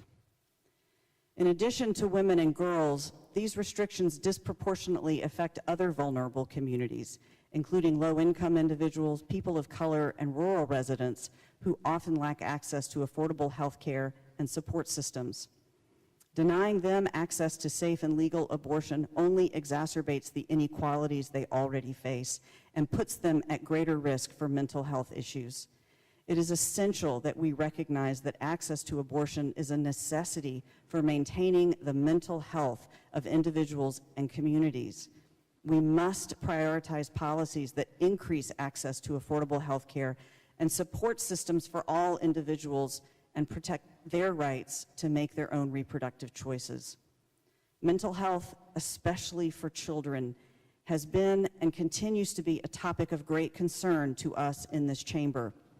There are a number of steps we can take to treat and improve mental health in our communities, and I am hopeful that we will do many of them this year in the budget and otherwise. I also hope we don't take a giant step backwards, the giant step backwards that this bill represents, and I invite you to join me in voting against this bill. I'd like to use the balance of my time to read excerpts from a recent article, January 2023, about the mental health impacts of abortion. Anti-abortion activists have argued for years that abortions are detrimental to a person's mental health.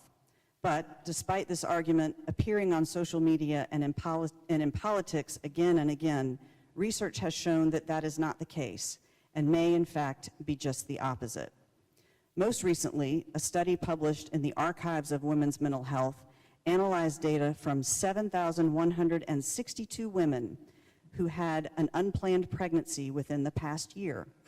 The study's researchers found that, quote, psychological distress was the lowest for wanted births and increased for abortion, adoption, and unwanted birth.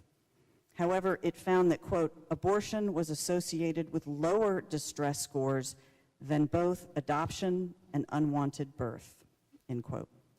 Meaning the best case scenario is an unintended pregnancy was for someone to give birth to a baby that they wanted. Beyond that, people who did not want to become pregnant and either kept their baby or gave their baby up for adoption had much more distress than those who underwent an abortion. According to the Guttmacher Institute, and forgive me, I don't speak German, there is still no conclusive evidence directly linking abortion to subsequent mental health problems. However, not having access to a wanted abortion can impact mental health. The University of California, San Francisco's Turnaway study, which some of my colleagues have already referenced today, which is a longitudinal study that examines the effects of unwanted pregnancy on women's lives, has similarly found that being denied an abortion can harm a woman's mental health and financial well-being. The study found that women who are denied an abortion and have to carry an unwanted pregnancy to term are 4 times more likely to live below the federal poverty level. Women who are forced to carry an unwanted pregnancy are also more likely to suffer from anxiety and loss of self-esteem after being denied an abortion, the study found. Quote, people seek abortion for many reasons, ranging from concerns about their ability to support a child and their other dependents financially and emotionally, suggesting that abortion is often a decision driven by a woman's concerns for her current and future children, family, as well as existing commitments and responsibilities, said Antonia Biggs, associate professor and social psychologist at UCSF's Advancing New Standards in Reproductive Health. Quote, we find that when people are able to obtain a wanted abortion, they describe feeling predominantly positive emotions, most commonly relief, and over 95% describe the abortion as the right decision shortly after their abortion and up to 5 years later. Senator Mayfield, you are over 10 minutes. I'm sorry, Mr. President, I will stop there. Again, I encourage you to vote against this bill. Further discussion or debate? Senator Johnson, for what purpose you rise? To see if Senator Sawyer would yield for a question. Senator Sawyer, do you yield? I yield. She yields. Senator Sawyer, does the bill require rape to be reported to the police? Senator Sawyer, you may respond. Thank you for the opportunity, and thank you for the question. No, it does not. Senator Meyer, for what purpose you rise? Thank you, Mr. President. I would like to debate the conference report and the motion. You have the floor. Thank you.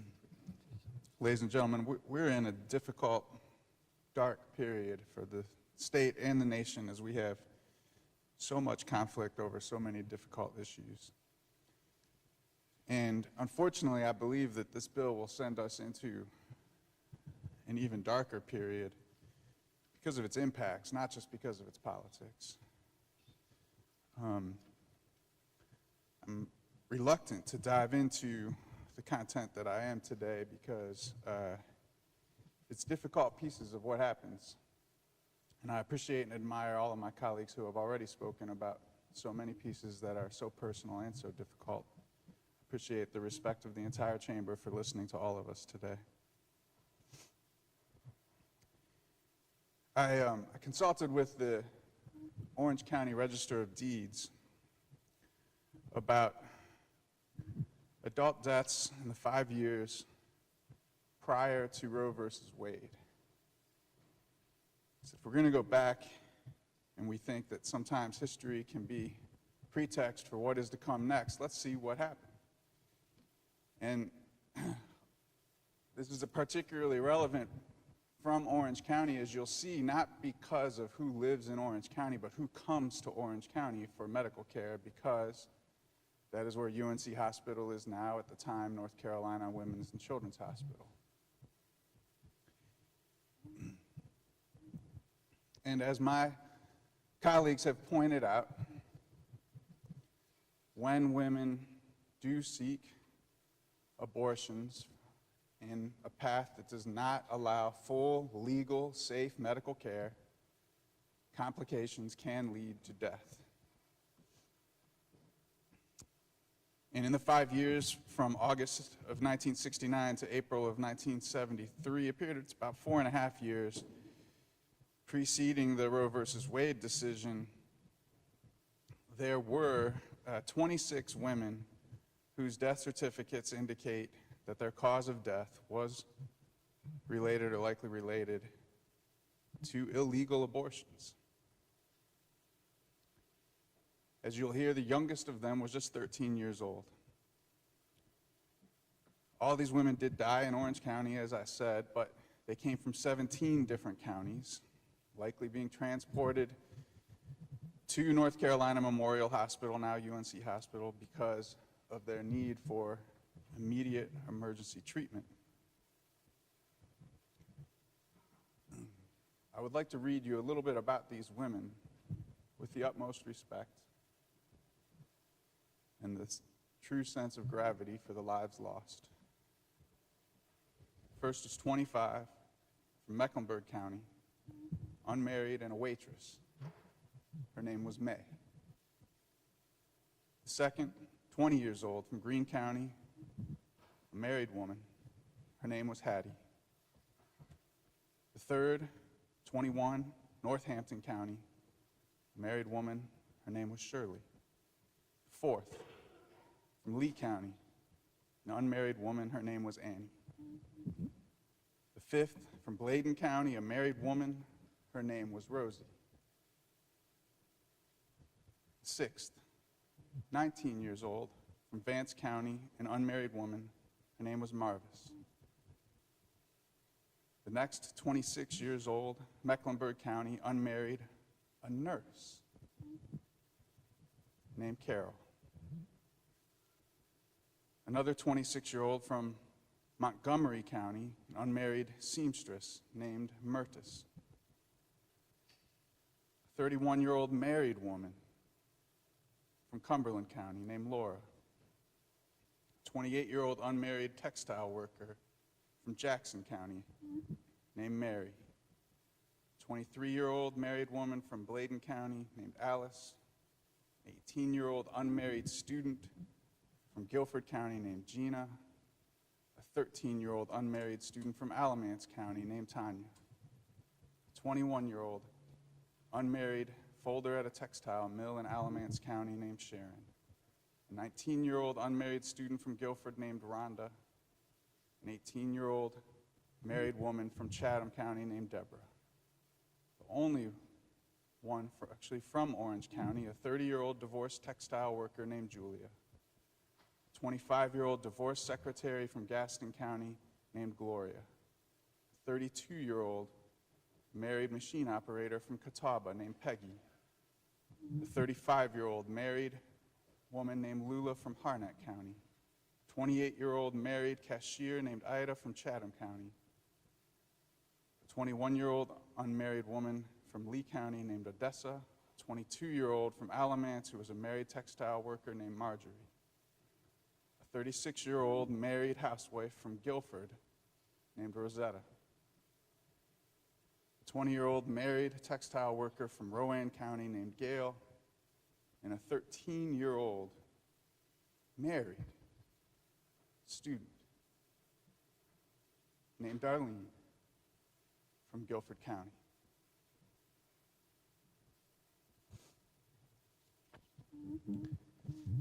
That was hard enough to think about all of those women The Register of Deeds also pulled for me a set of records of children's death by infanticide.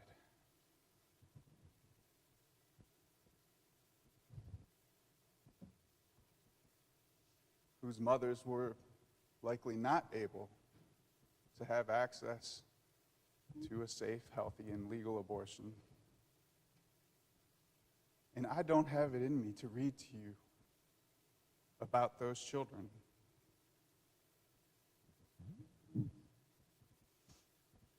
But I can tell you that the records for those children go all the way back to 1862. An infant found in a well with its umbilical cord still attached.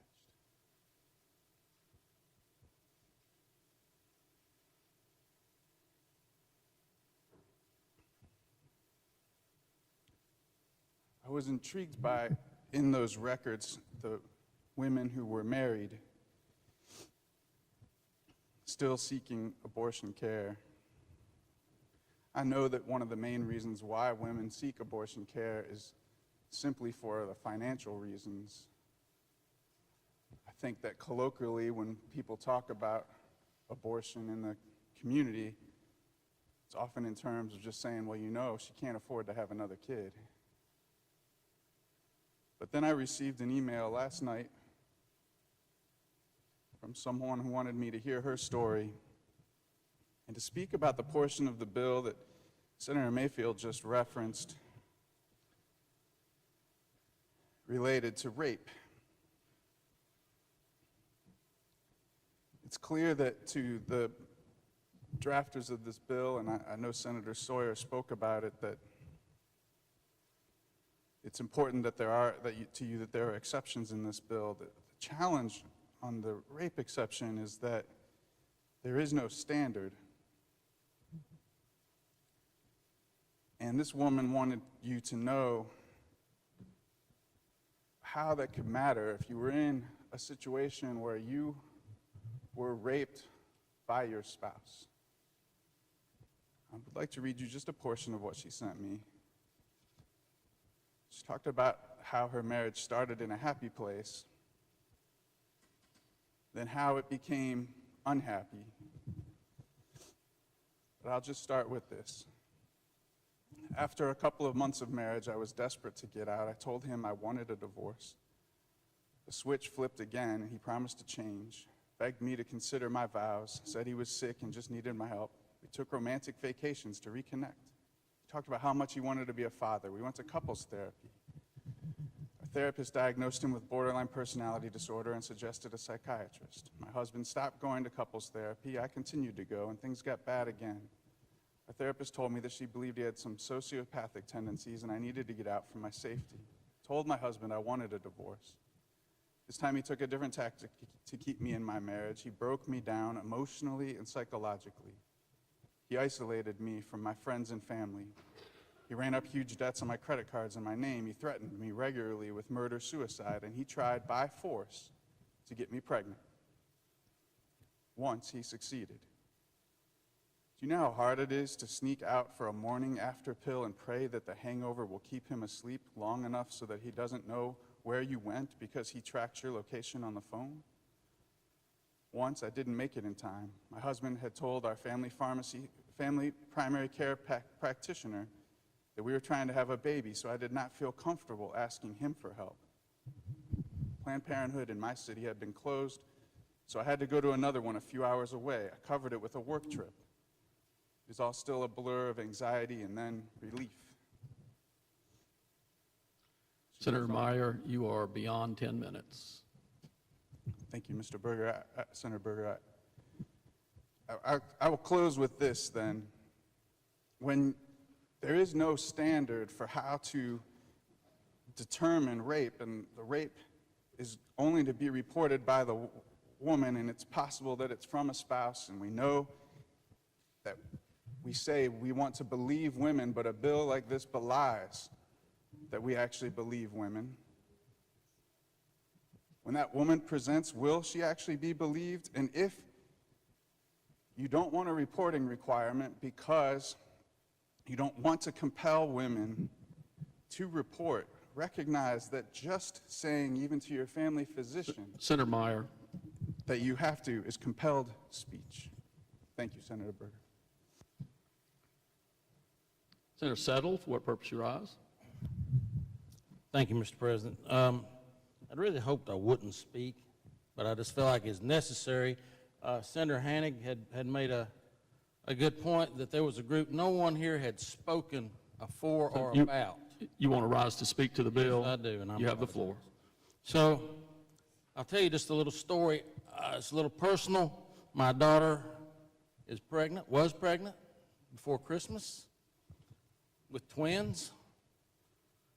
And at the 12th week, we lost the little boy. Still have the little girl. Everything's going along really, really well. At the 25th week, this week, she had to have emergency surgery and took my granddaughter. By the way, her name is Charlotte, and she is fighting for her life as we speak in an incubator in Winston-Salem.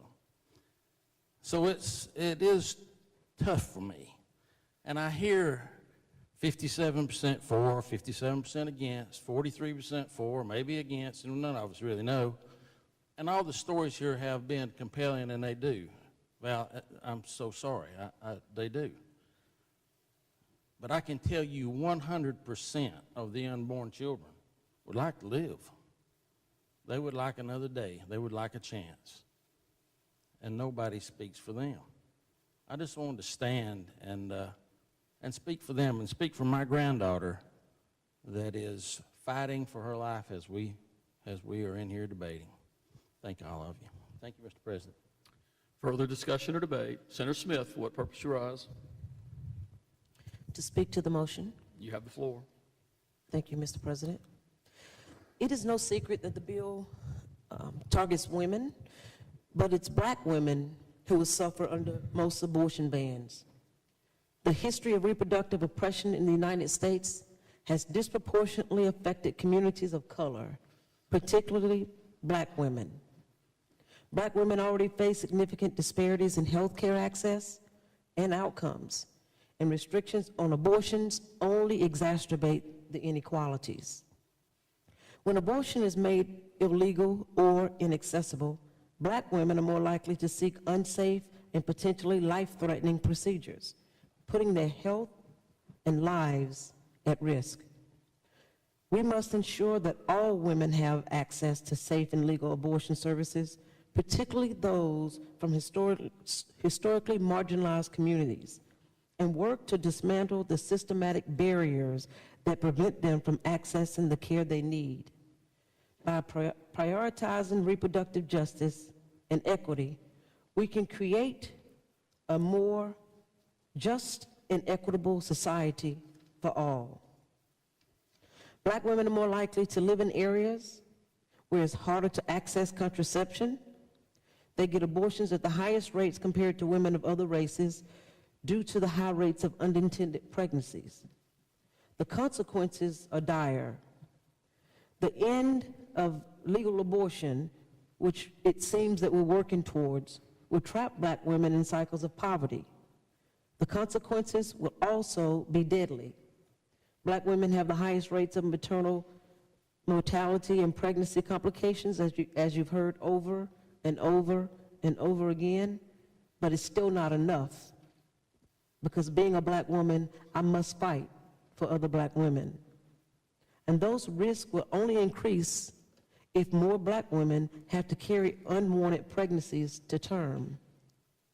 Abortion rates were 3.6 times higher among black women when compared to white women.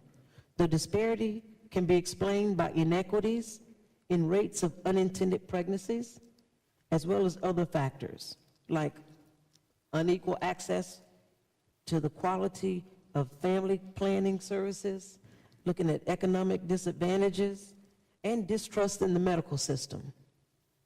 Absolutely, distrust in the medical system.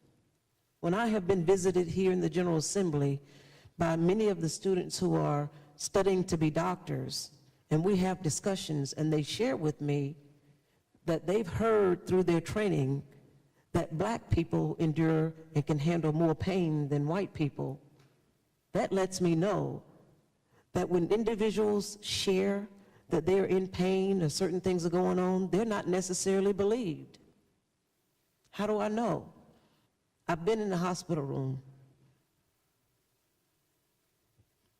I've experienced my own sister crying out for help. Guess what they did? Began to say maybe she had some mental health issues. Turned their backs, went to the nurse's station and laughed. It was okay for them, but it wasn't for me. I was visiting my family in South Carolina, coming home for Christmas, to the fact that my sister was in the emergency room. So we look at what we have in this bill, SB 20, we're going to take care of people, we're going to take care of people, we're going to take care of people. They were not taking care of her. And I have many other friends who share with me the exact same thing. I'm currently in physical therapy. My physical therapist is pregnant and shared with me that she needs a midwife because during her first pregnancy, no one wanted to listen to her. I said, what do you mean? She said, well, when I went through this and I had complications, we ended up having to have a C-section. And so then when my husband and I got pregnant again, which she is now, when I walked in, the very first thing that was said to me was, oh, you're back again. But according to this bill, we're going to take care of women. That was said to her recently, you're back again. So we're saying on one end, let's get pregnant. But then on the other end, we're not doing the research to see about the care. And I'm talking about the care of black women. That is an issue. I just lost a sorority sister who just had her baby. She died, and the baby died. Care is not the same. Abortion rates, when we look at those, and we look at what's happening with sex education, we have so much debate about that. And in the black community, we truly believe that if you do sex education, that helps many of our kids from being in some of these situations of unintended pregnancy. But a lot of times that's pushed that you don't share with that. You don't share that type of information to help them take care of themselves. That, to me, is an issue. According to one report, it says black youth, low-income youth, and youth from single-parent households were less likely to get formal sex ed, and black youth were more likely to receive abstinence-only education, which is ineffective and stigmatizing. When we look at this, the racial gap, and we look at what we are discussing here today, I agree with my colleagues. We were not invited to the table. We were not considered when it comes to what do you think would be good. We're looking at things that we were fighting for already to be placed in the bill. I'm glad that they are considered now, but that's a poison pill. We're putting this in, you need to accept that. SB 20 should be something that all of us can be proud of. We should be able to work together, but that's not the case. So to me, it's like my voice does not matter. Like so many of other black women have shared with me, like their voice does not matter. I will end with this. Black women have been fighting for freedom of their body since slavery. Since slavery, brought over on slave ships in shackles and having babies in shackles. People controlling them and telling them what they can and cannot do. And this was not them being raped by their partner. They had no control. They were giving births on these ships. But now coming to this country, we're placed back in a situation where someone is trying to tell us what to do with our bodies. We've been fighting against that long enough. That is not okay. I urge you to vote against this motion. Thank you. Further discussion or debate? Senator Mohammed, for what purpose you rise?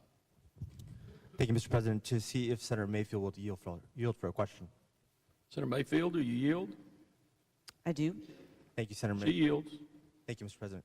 Senator Mayfield, isn't it true under General Statute 14-318.6 that a doctor is actually required to notify police if a minor confides to them that they've been raped? That is my understanding, Mayfield, confirmed. you may respond. Thank you, Mr. President. Yes, that is my understanding, confirmed with a physician this morning. And I'd just like to say I appreciate the efforts of people who worked on this bill to try to eliminate police from this process. Unfortunately, this bill cannot obviate that independent obligation of physicians to report rape of juveniles to police. And so I fear that the bill simply falls short on that front. Thank you. Thank you, Senator Mayfield. Senator Mohammed, for what purpose you rise? Thank you, Mr. President. Would I ask to speak on the motion? You have the floor. Thank you, Mr. President. Let me be clear. No one wants to have an abortion.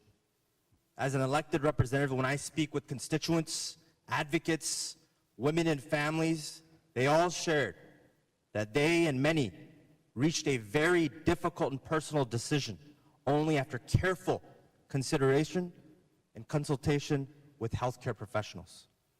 That's why we need to put focus on the real issue at hand here. Families, and specifically women, are being forced to choose abortion care due to the lack of institutional support, resources, adequate and viable options. Because when women are denied or limited access to basic health care, including access to contraception and prenatal care, they are left with few options. When families are waiting for more than a decade for Medicaid expansion, robbing them from a primary care provider or an OBGYN, you are left with few and adequate informed options. And when families are struggling to make ends meet, lack adequate housing, unable to feed themselves, let alone their child, they too are forced to make an impossible decision. It's a false claim to care about family values and the sanctity of life when you have turned a blind eye to the needs of women and families, leaving them oftentimes with no other options. And the party of small government spends its time and power forcing its way into classrooms, locker rooms, and now, not surprisingly, inside examination rooms too. So now let's turn to victims of crime, victims of rape, because this bill claims to acknowledge and respect victims of rape and sexual assault, but all you have done is created separate cycles of repeated trauma, informed by your sheer lack of personal or professional experience. Already, victims of rape complete a rape kit at a hospital, a process that is already invasive and traumatic. But that's not all. Now, under this bill, victims of rape are forced to return to a provider in person to give informed consent prior to receiving care, wait another 72 hours after giving that informed consent, and then finally return for the care.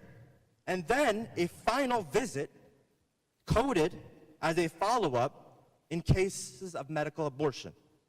These are cruel requirements that only serve to repeatedly traumatize again and again and again victims of a brutal crime that they've already been scarred for with the rest of their life. And while you imagine a detective or a prosecutor in your districts quietly praying that the victim hasn't showered, burned their clothes, used the bathroom, combed their hair, or washed their hands and fingernails.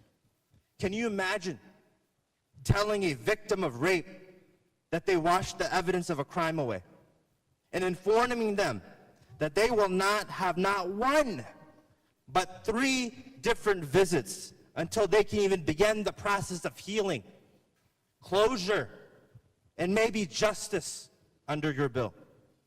These are not field trips sponsored by ALEC or CPAC. You are forcing 3 separate, repeated cycles of trauma on victims of crime, when current law requires only 1 in-person visit to access abortion care.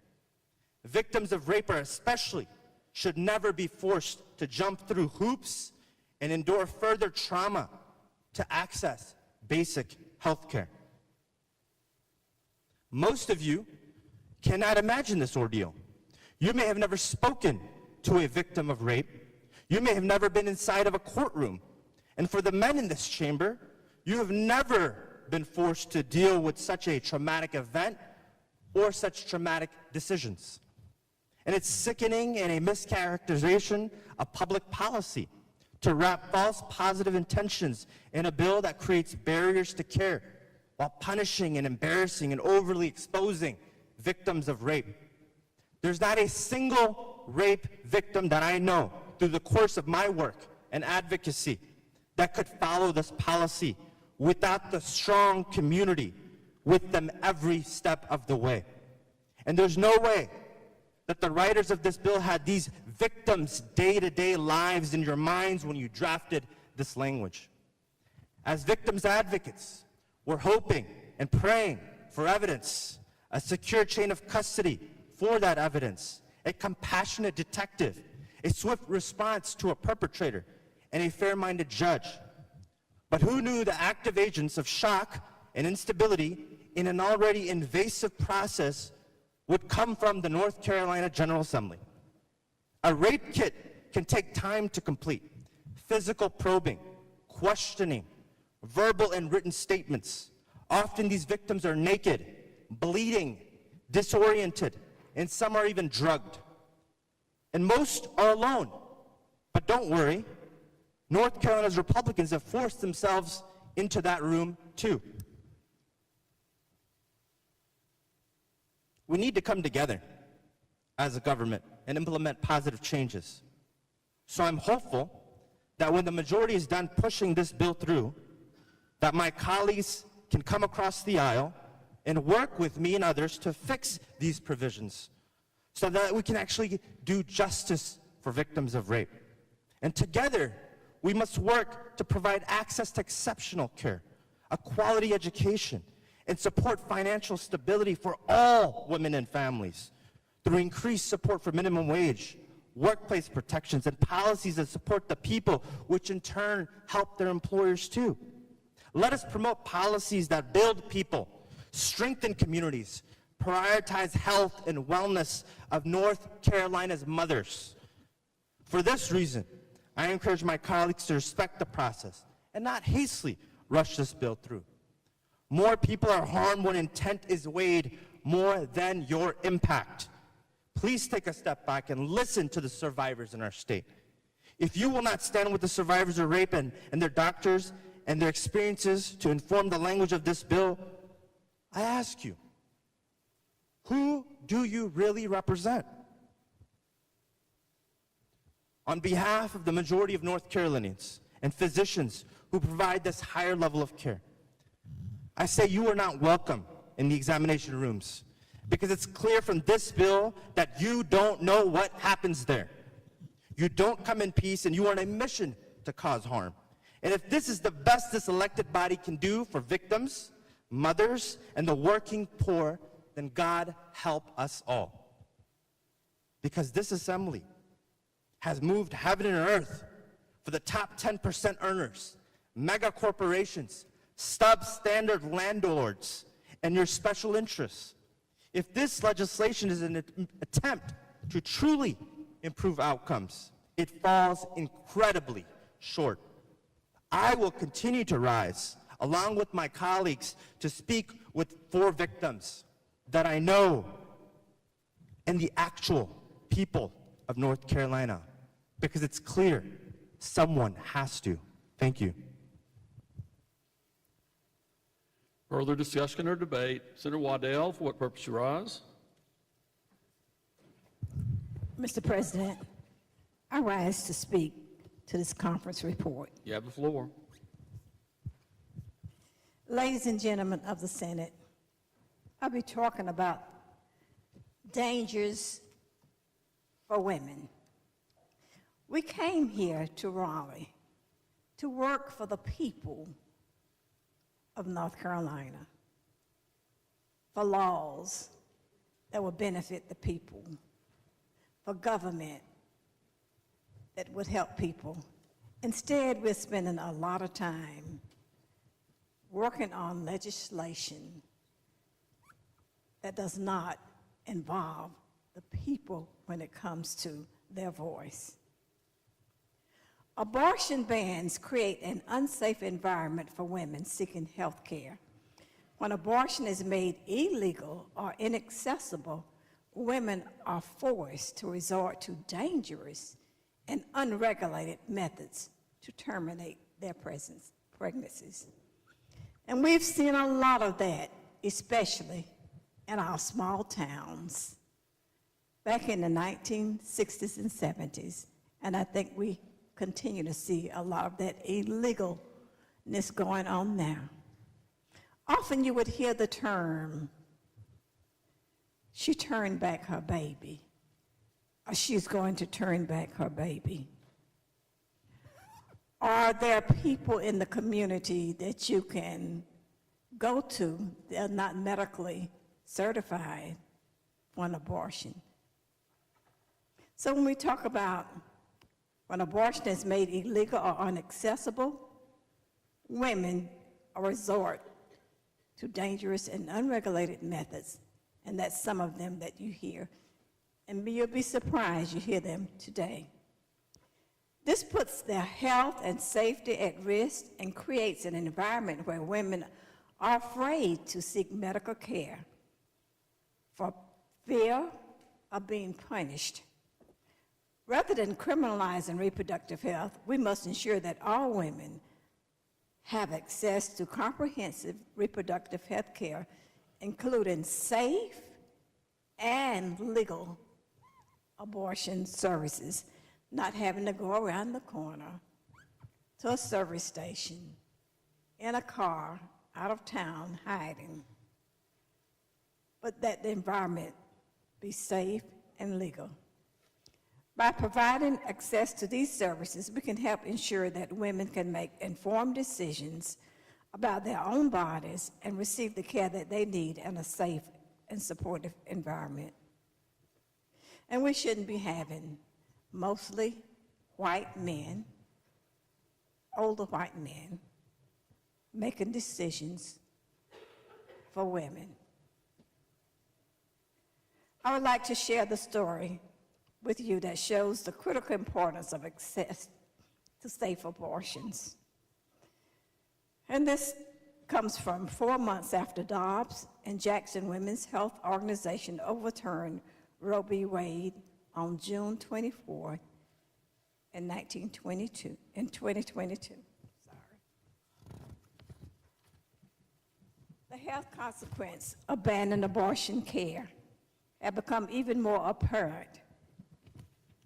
In 18 states, home to more than 25 million women of reproductive age, have banned some or all access to abortion care, with only spare exceptions that are nearly impossible to implement. Already, thousands of people are finding it impossible to obtain a needed abortion. Horrifying stories from states that have banned abortion demonstrate the medical crisis that now grips nearly half of the country. For instance, a woman in Wisconsin experiencing a miscarriage was turned away from the hospital and sent home to bleed without medical supervision. In another state, in Arizona, a 14-year-old caught in the crossfires of abortion restriction was denied medically indicated medication she had taken for years. And a woman in Texas had to drive 18 hours to receive care for pregnancy. All doctors need to be aware of what's going on. And doctors across the country have been put in positions of navigating the medical training and professional ethical obligations about clarity and what is allowed under the law. These are just some of the stories that have been shared publicly. There are many, many more, and there are many to follow. Policy and law that respects people's need for health care can partially avert some of these devastating outcomes. Simply, abortion is health care, must be legal and available in every state. Despite this, some federal lawmakers are unclear in their efforts to ban abortion nationwide. Most recently, Senator Lindsey Graham in South Carolina introduced a 15-week ban on abortion. And even before the Dobbs decision was official, as many attempted to downplay their policy positions on abortions in the face of Black backlash, other Republican senators openly discussed supporting a 6-week ban that would bar that care before most people knew they are pregnant. It is no exaggeration to say that because of the state bans already in effect, as well as any other potential additional state nationwide ban, people will die. Compounding the cruelty of abortion bans, the abortion access crisis pairs dangerously with another U.S. health care disaster: maternal mortality. The maternal mortality rate is the number of pregnancy-related deaths for every 100,000 live births. And notably, the United States has the highest rate among developed countries, with Black women tragically experiencing higher rates of maternal death than any other demographic group. And we thought we were beyond this, that we would not see racial disparity when it comes to maternal group. Only worsening in recent years as the pandemic resulted in even more barriers to accessing high-quality care that fell highest on communities of color. To be clear now, abortion is not a solution to the maternal mortality and mobility crisis. It's far from it. But we know that every person should be able to have a healthy pregnancy, birth, and aftercare. But at the same time, banning abortion will only worsen the country's already devastating rates of maternal mortality and morbidity. When a person is barred from accessing abortion care, she is compelled to continue pregnancy against her will, even with serious health threats. Should we be doing this? I don't think so. This itself is a violation of human rights.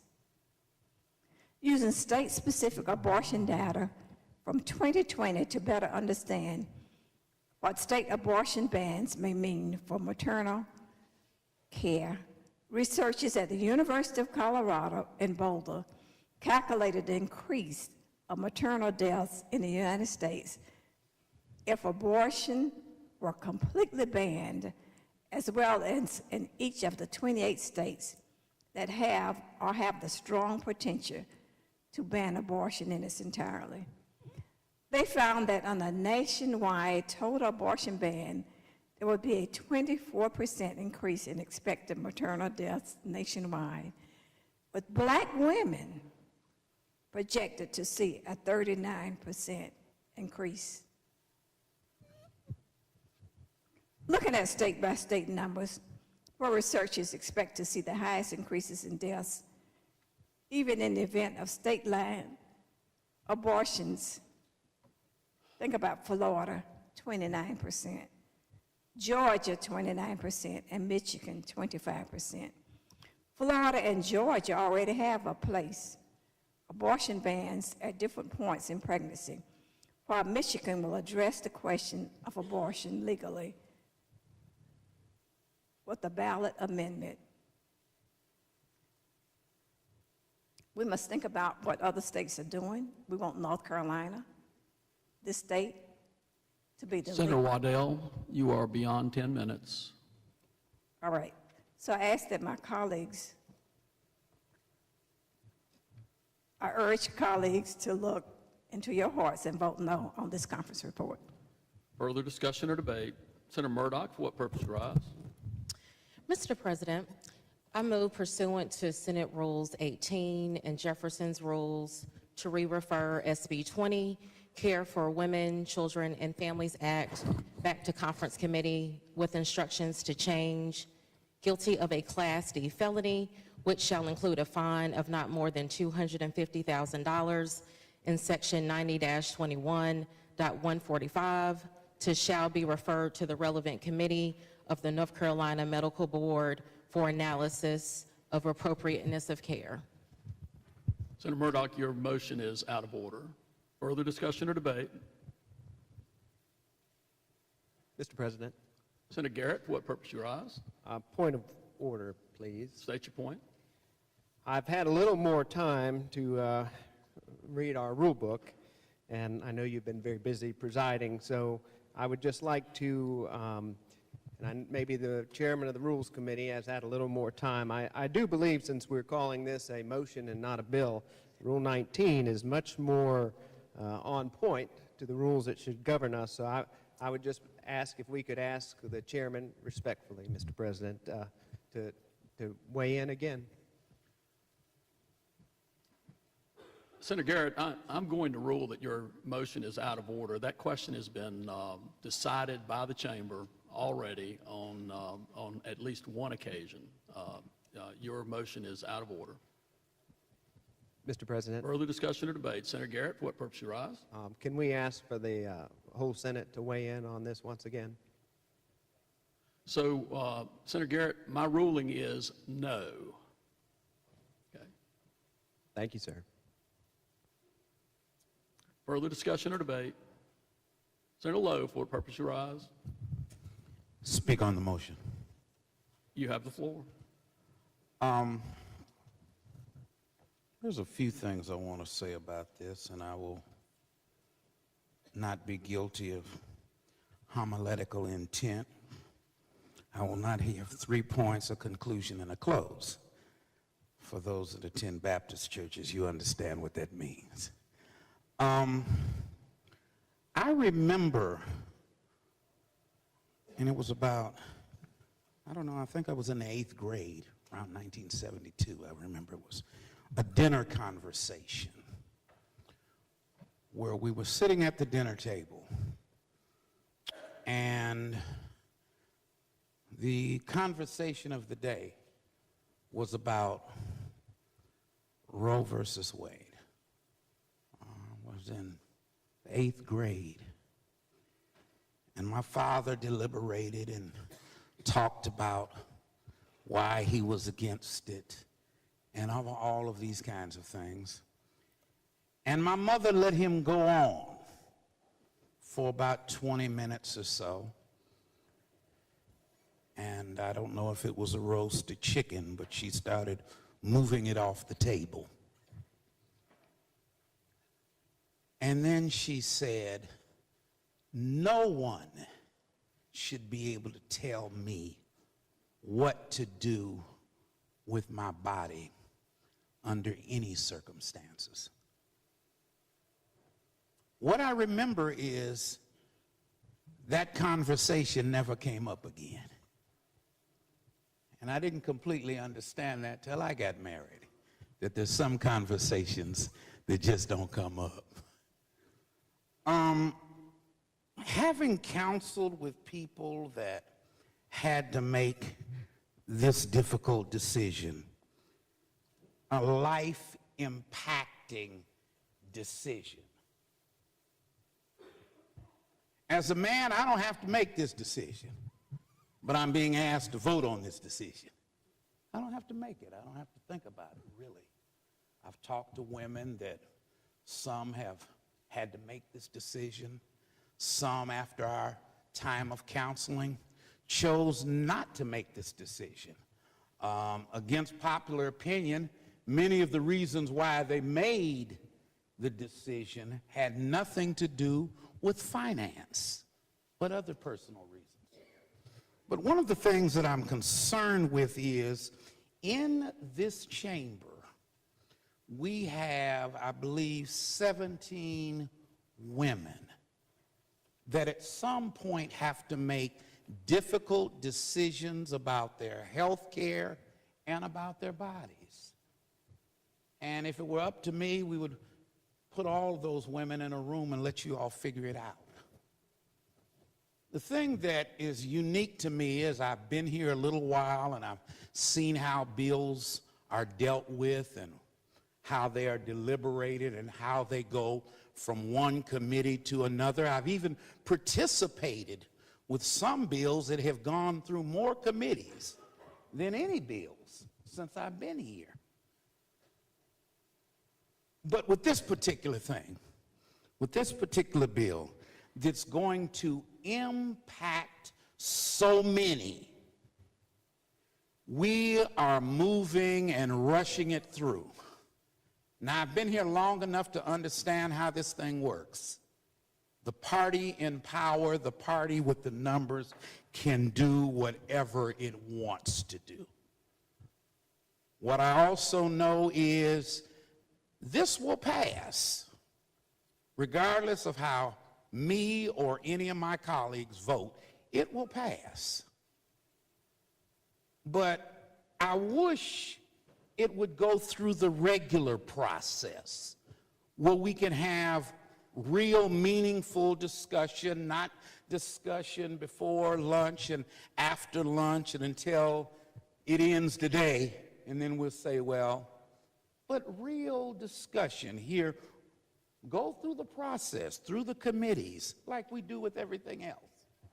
Because I think that something that affects so many and will affect North Carolinians in such a robust and powerful way, it should not be rushed through.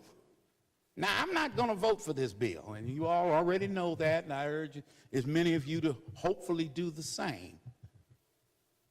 But we shouldn't rush with something that affects so many. I listened to deliberation on it, and I listen to people talk about it that should know more about it, certainly than me, because it impacts you. It doesn't impact me. I won't have an abortion, but it impacts women, and it impacts the women of this state. And because it impacts the women of this state, I believe women should make their own choices. They're adults. They're grown. They can make their own decision, and I believe they will make the right decision that they can live with that is best for their families. So I encourage you to let us reconsider this. Let us send this back to committees and let us really deliberate over this in a constructive manner and get some of the input of all of these women that are in this chamber. I think that is important. I think that is the right thing to do, and I think it is important to the people of North Carolina. Thank you. Further discussion or debate? Senator Bodie, for what purpose you rise? I rise to debate the motion. You have the floor. Over the last year, since the fall of Roe, I have thought a lot about this day, in this chamber, on this issue. I've thought about the dangerous consequences that would result from letting big government dictate healthcare decisions instead of physicians in consultation with their patients. I've thought about the searing injustice, the audacity of men enacting laws that affect medical decisions about women's bodies, my body, in ways they will never fully understand or could ever actually experience. I've thought about the women who came before me, in this chamber and in chambers like it across our country, who have fought for and defended this right for women to have a say in their own private healthcare decisions, time and time again. And then I've thought about my grandmother, whose best friend died from a painfully botched back alley abortion when she was 20 years old. I've thought about my mom, who was among the first generation of women in our country to have the rights her mother and the women before her had been denied. The right to make her own healthcare decisions about when she wanted to start her own family. And I've thought about my niece and how she will grow up in a North Carolina with far fewer rights than the generations of women who came before her. A North Carolina that believes she can't be trusted to make her own healthcare decisions. A North Carolina that doesn't believe that she has a right to say. And of course, I've thought about the women across North Carolina, most especially the women who are desperate, who don't have resources, who have no safety net or no support network. The women whose complicated health issues don't fit neatly into an exception in a statute or a convenient timeline prescribed by law. I mostly think about the women who, because of this new abortion ban, will now be out of options. Out of options. Out of options because under this new abortion ban, access to health care will be an illusion for many. Out of options because in many places in our state, access to reproductive health care won't just be out of reach, access to options won't even exist. Out of options because under this new abortion ban, women will have to come in person to see a physician 3 times over a span of almost 21 days, when currently women in North Carolina can consult with their physicians over the phone and only must come in 1 time for a procedure that in many states allow a physician to mail the medication to their patients instead of coming in at all. But now, under this new abortion ban, women must come in person for that first consultation instead of having a phone call, and then they must come back 2 more times in person, one to ingest the medical pill in front of the physician, and then another time after receiving the medication a week or so later. To be clear, the practical implications of these changes are enormous. Nearly a third of our counties in North Carolina, there is no practicing OB. That means a woman will have to travel far distances. They will have to take off work, get transportation, pay for travel, lodging, and food, and likely must arrange childcare in order to have an in-person consultation that could have previously been done over the phone. The reality of the situation is that for many women in our state, any one of those reasons, the extra travel costs, facilitation of childcare, and absence from work, could be an insurmountable challenge for them receiving care, especially when there is a time constraint on it. Out of options.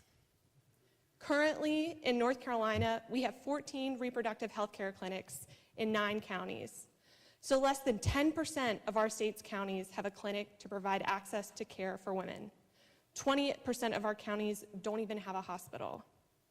But yet, under this new abortion ban, many, if not all, of those healthcare clinics will be deemed out of compliance due to new licensing scheme requirements that are more burdensome and onerous than for many hospitals in our state. And as a result, many, if not all, of these clinics will be forced to close their doors and shut down their practice. And with the closing of those clinics, there will be no safe place for women to get the care they need when they need it. Out of options. Under this new abortion ban, physicians, trained, experienced medical professionals are explicitly criminalized for using their judgment and discretion as a professional. If this new abortion ban becomes law, physicians will be forced to make a choice between felony charges, prison time, fines, loss of their medical license, versus the appropriate standard of care for their patient. If this new abortion ban becomes law, physicians will be forced to make decisions that could violate. Senator Sawyer, for what purpose you rise? Thank you, sir. The reference has been made to this bill again 3 times by the senator as this motion as an abortion ban. I ask that there's no such language in this bill because this bill does not ban abortion. I would ask that the member keep her comments to the actual bill before us. I would again caution members to speak to the bill and the items within the bill in their remarks. Senator Bodie, you are recognized. Thank you.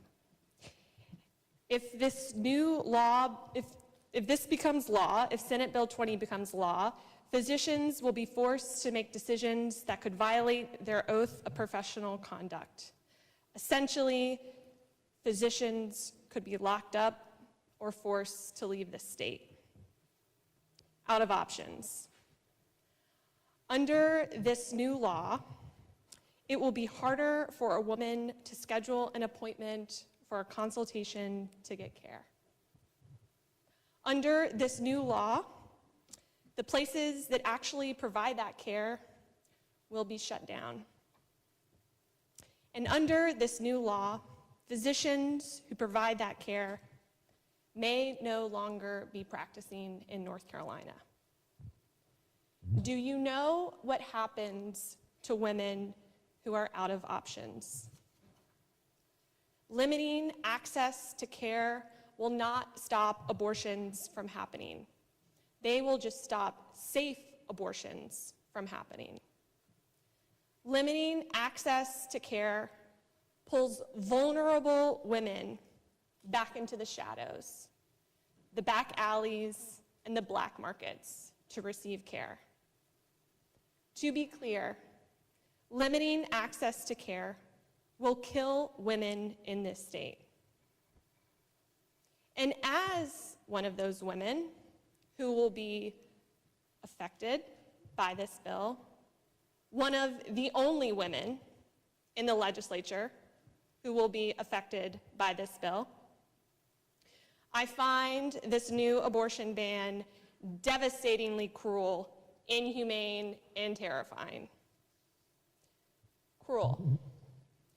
Under Section 90-21.85 of this new abortion ban, for the woman to make an informed decision about receiving a surgical abortion, the physician has to show the patient a real-time view of the unborn child, force her to listen to the heartbeat, and describe the images.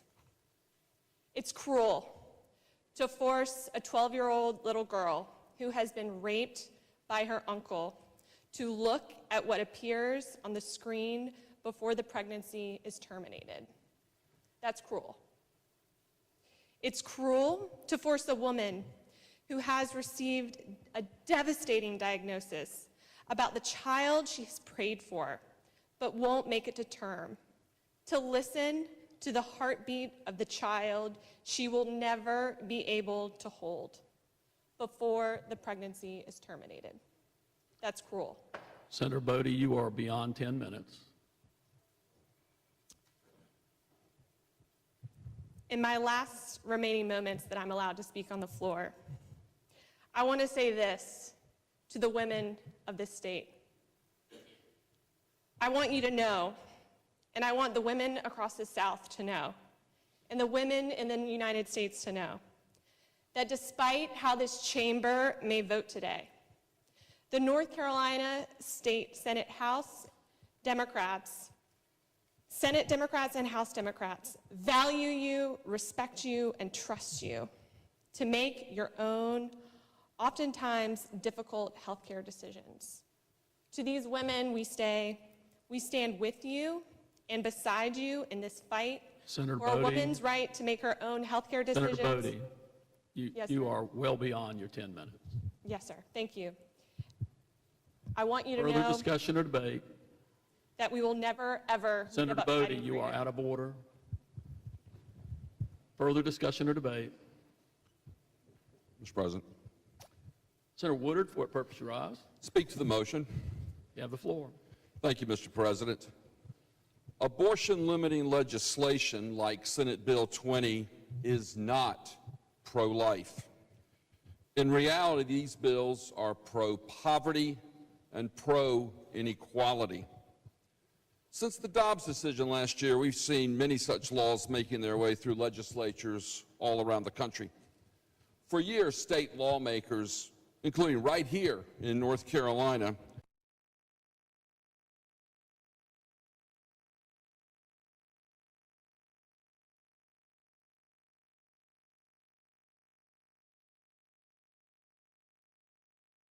insurmountable barriers for low-income women, especially women of color. Make no mistake, bills like Senate Bill 20 won't stop abortions. Wealthy women will always have access to reproductive health care, but millions of low-income women will be forced to give birth, with dire consequences for both the mother and the child. For instance, pregnant women in Texas now have to travel an average of 247 miles to get an abortion. Who but the wealthy can afford this? Only 1/3 of the lowest paid workers in our country receive paid sick days, while 95% of the highest paid workers do. Taking just one unpaid day off from a low-wage job can mean sacrificing groceries, electricity, or other necessities. Under our state's current abortion law, clinics are located in only 9 counties, forcing North Carolina mothers to travel away from their home communities for care. Just imagine the impact as these clinics begin to close if Senate Bill 20 becomes law. The restrictions proposed in this bill will worsen inequality and have lifelong effects. One study found that being forced to carry an unwanted pregnancy to term makes it nearly 4 times more likely that mother and child will live below the poverty level. These mothers are also less likely to have full-time work and will more likely have public assistance just 4 years after the birth.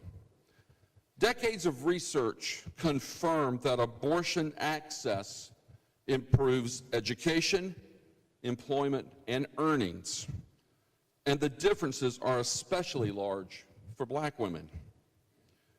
And it's not just economics. Restricting abortion puts women's health at risk. Researchers found that increasing access to abortion in the 1970s reduced death among black mothers by 40%. Let's be clear. There is nothing pro-life about forced pregnancy and forced birth that will occur as a result of Senate Bill 20, and its passage will threaten the health and livelihoods of millions of low-income North Carolinians. The freedom to choose when, how, and with whom you start a family should not be dictated by your income or where you live or by this General Assembly. We should reject this misguided bill and instead act to protect reproductive freedom.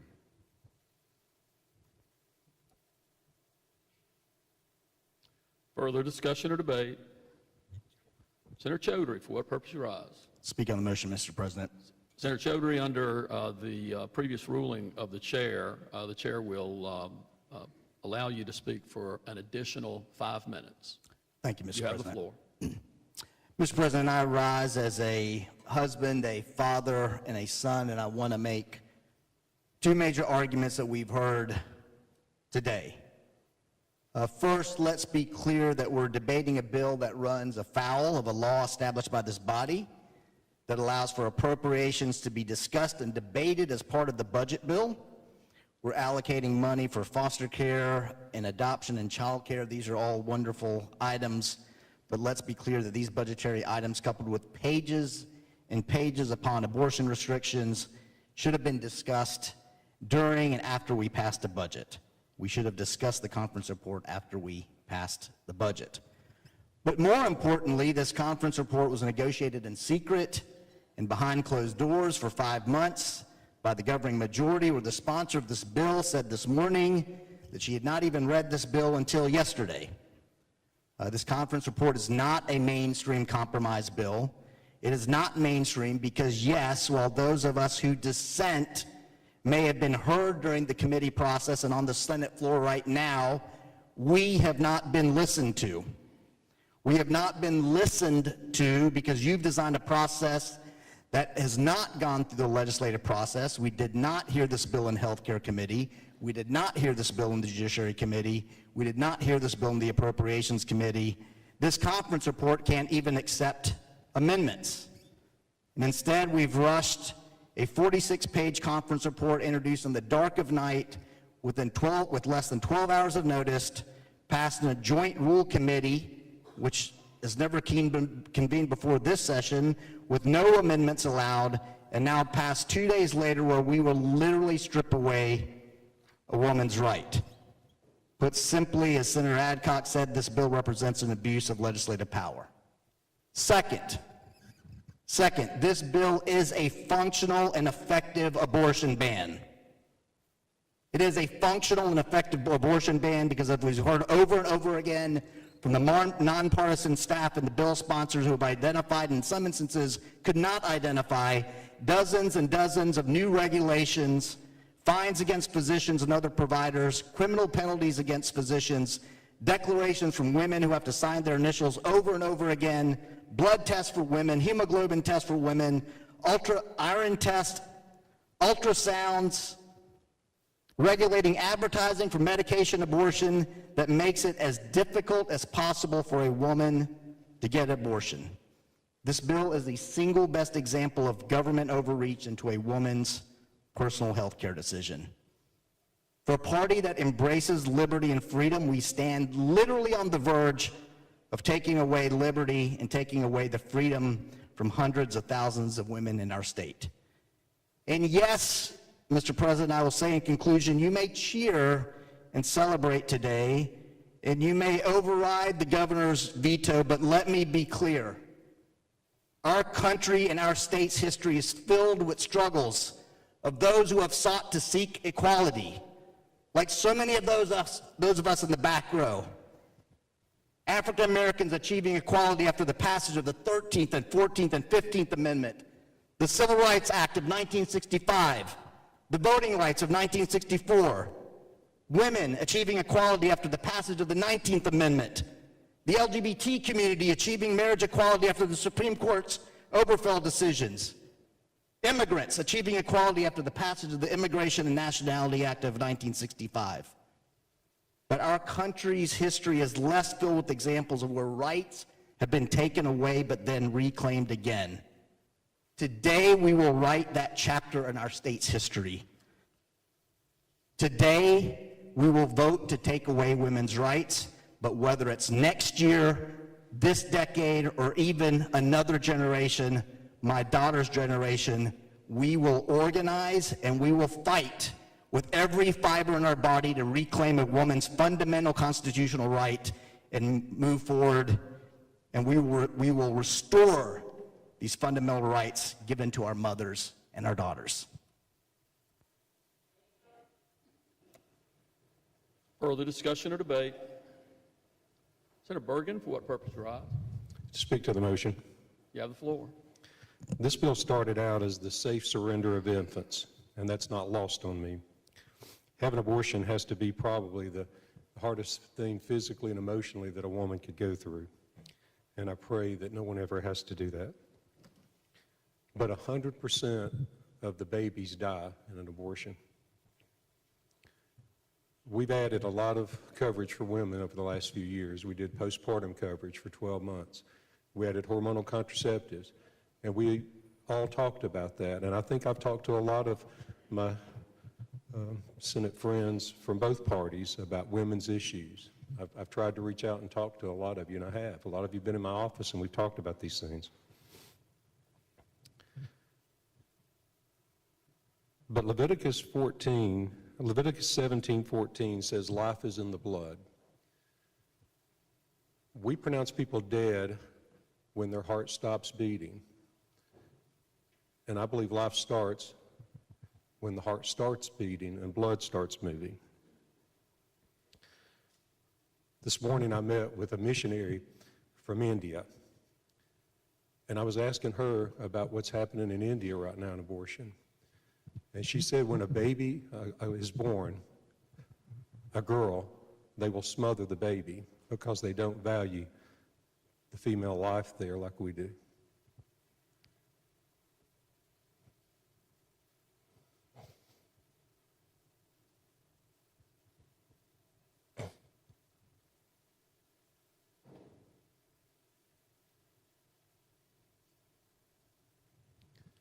I value the women in my life. My wife, my 2 daughters, and my 3 granddaughters.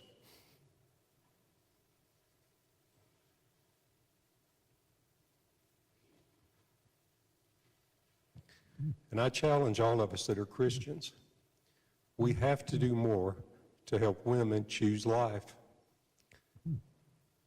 I call on our churches. We need to do everything in our power to make sure that a woman never has to make a choice for a financial reason or really any other reason except to protect her own life.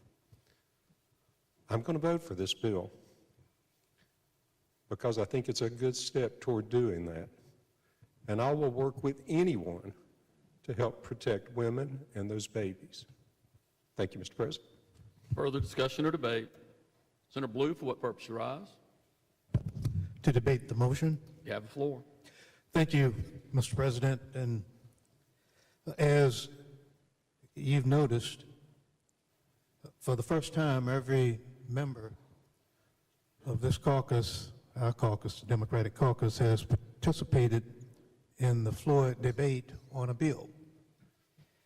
And, you know, as I was sitting there thinking, listening to our members' comment, it became obvious that life's experiences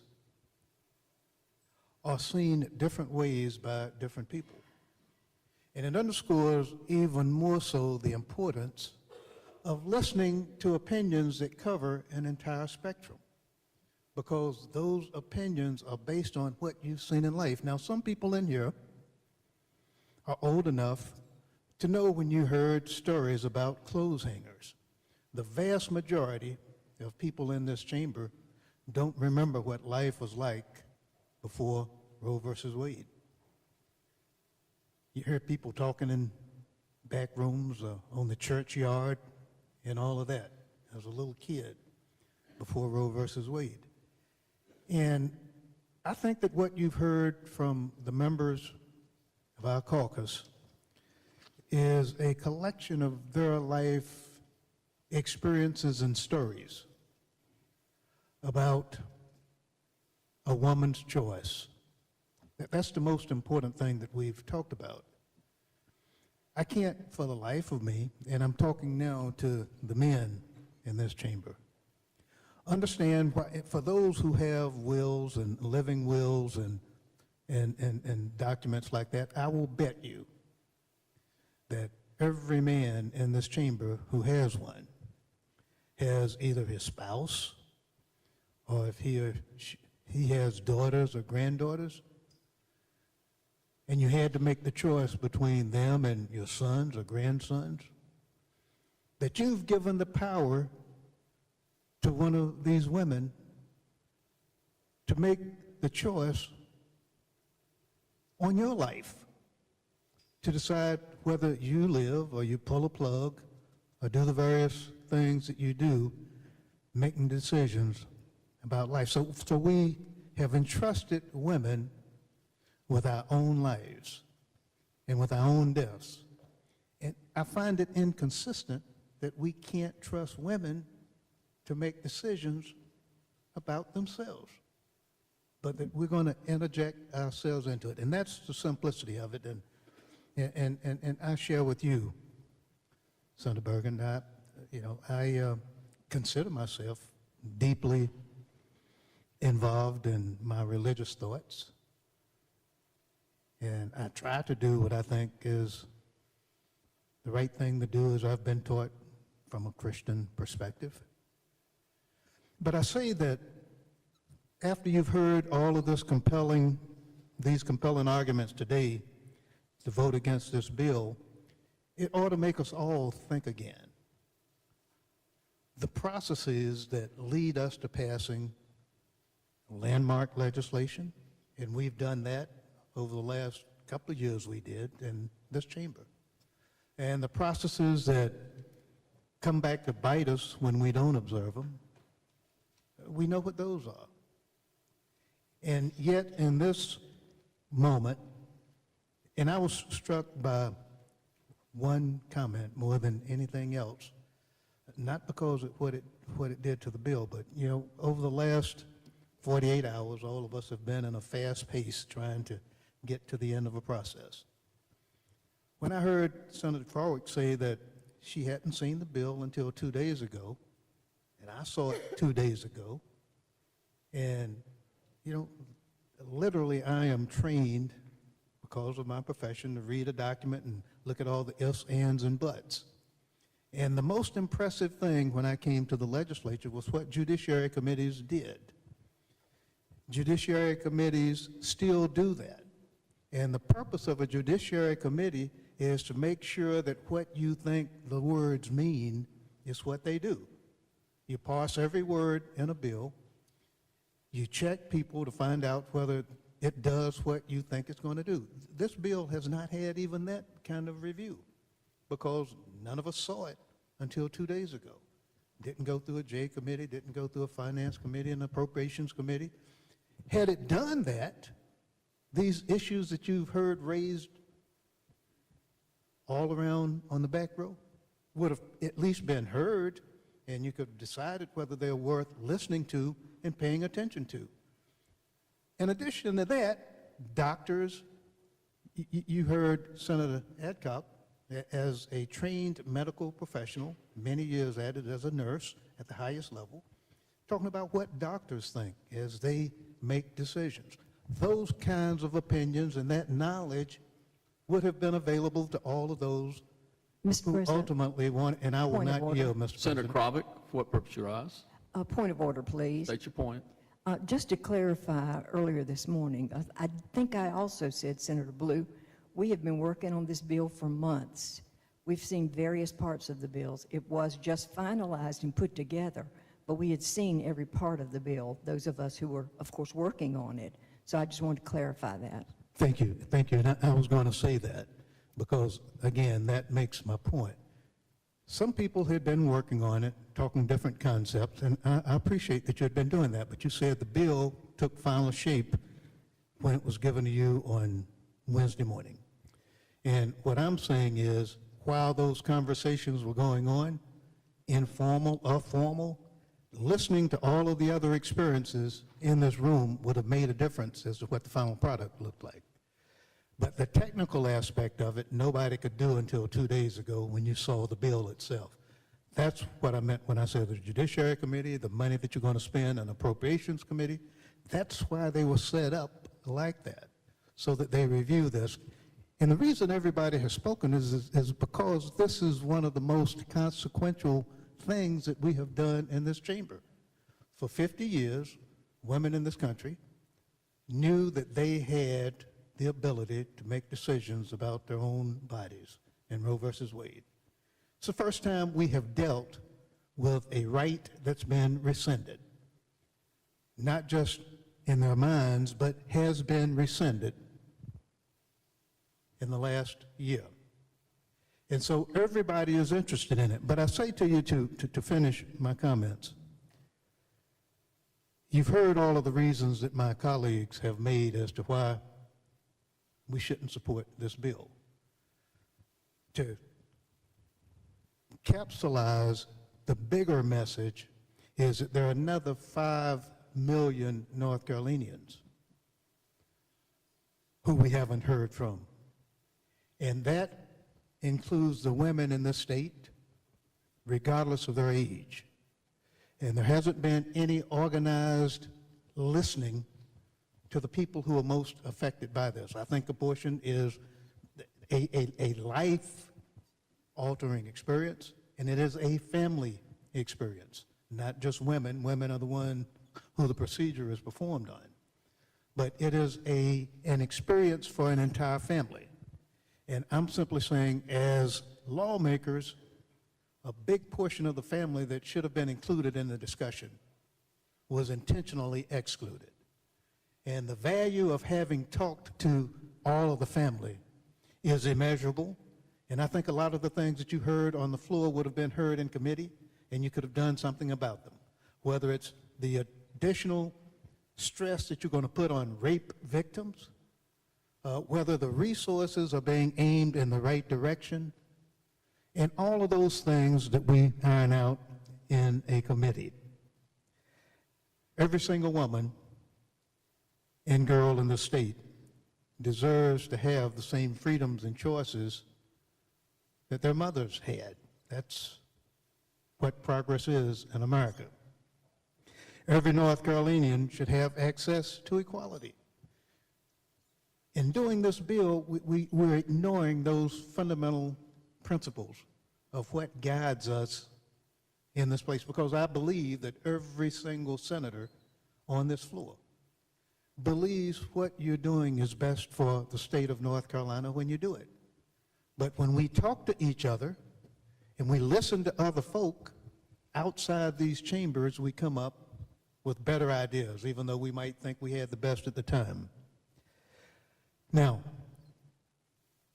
abortion is a health care issue. That's what it is.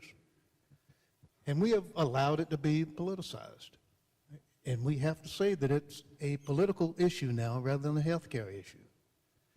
We may as well admit it. Lawmakers should not be involved in people's personal health care decisions. It's the only area that we are involved.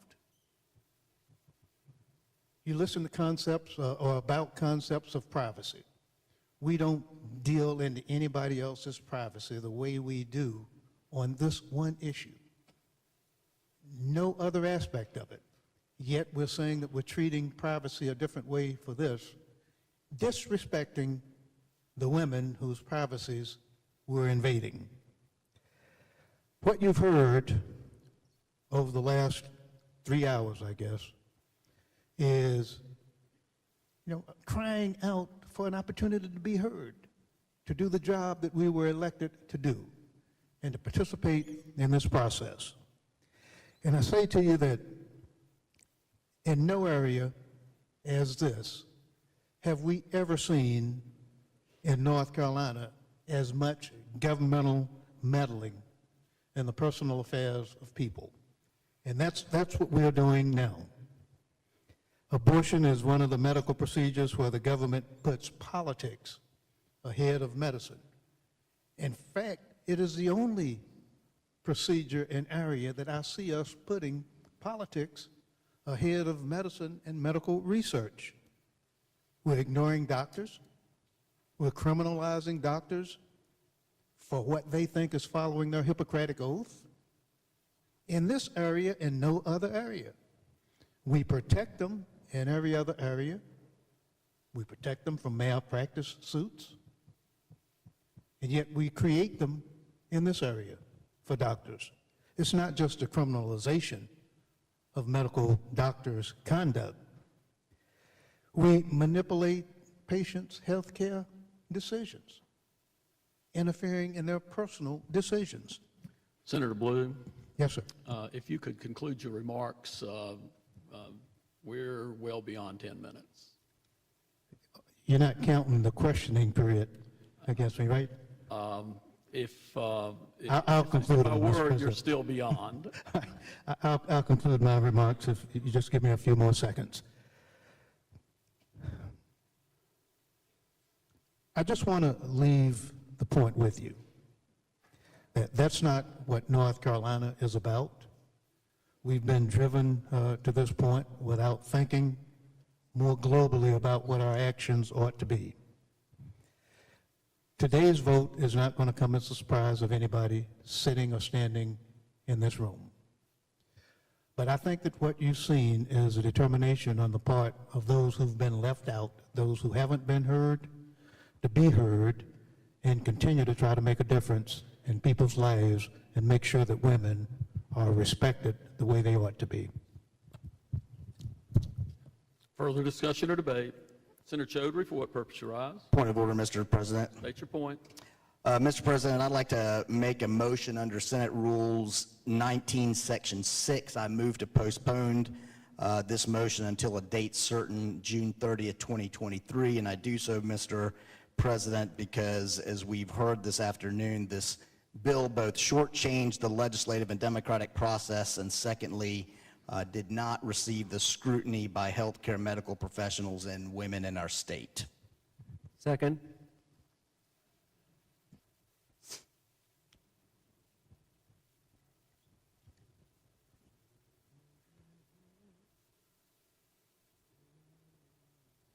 Senator Chaudhry, that motion is out of order. Point of order, Mr. President. State your point. Mr. President, under Rule 10, I would like to make an appeal of your decision to the chair of the Committee on Rules and Operations of the Senate, Senator Rabin. Senator Chaudhry, the reason that the chair made the ruling is because it is a ruling that is exactly the same as the previous ruling, which is that Rule 47 covers the issue of who can make the motion you are attempting to make. As the body has already ruled on that issue, I decline your request to have that ruling appealed to the Rules Chair.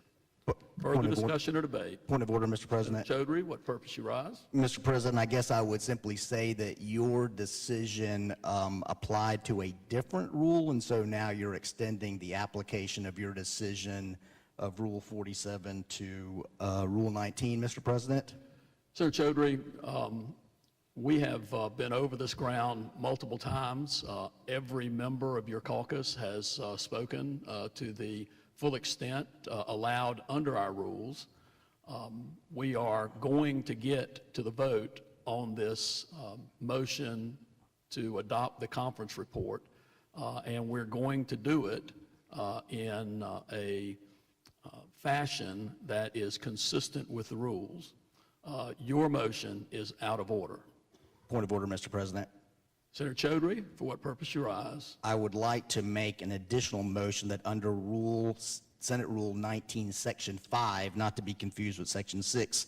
Mr. President, I move to postpone this motion indefinitely. Senator Chaudhry, you are not authorized to make that motion, should you, well, you are not authorized to make that motion. Your motion is out of order. Further discussion or debate? Senator Blue, for what purpose you rise? Mr. President, I know that we're moving to a vote, but before that vote, pursuant to Article 2, Section 18 of the Constitution, I'd just like to file, of the North Carolina Constitution, I'd like to file a protest against us having acted or acting on this bill because, as I stated in my comments, I think that it's injurious to the women and especially the women of the state. And I would ask to be able to hand that up to the clerk. Senator Blue, you may hand up whatever it is you had in your hands.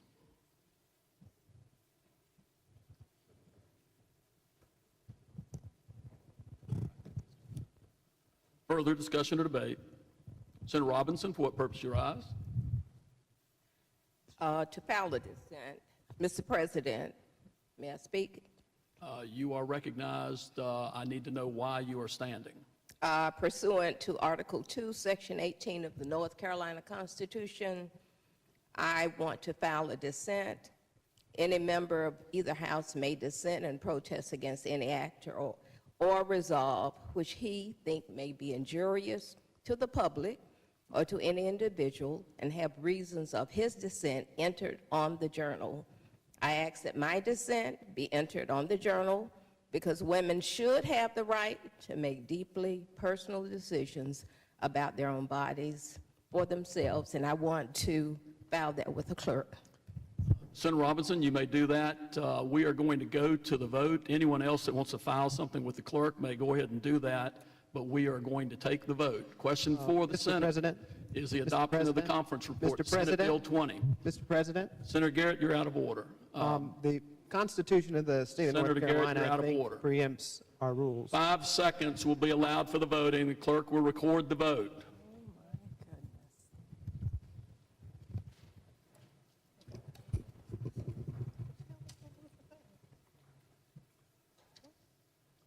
Members, a leave of absence is requested without objection is granted for Senator Johnson. Senator Robinson, how do you vote? No. Senator Batch, how do you vote? No. Senator Woodard, how do you vote? No. Senator Hunt? No. Senator Meyer? No. Senator Raven? Senator Johnson has an excused absence. Senator Chaudhry? No. Senator Lowe? No. Senator Murdoch? No. Senator Applewhite? No. Senator Waddell?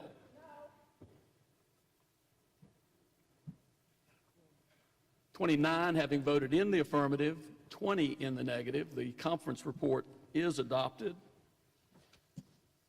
and the House will be so notified.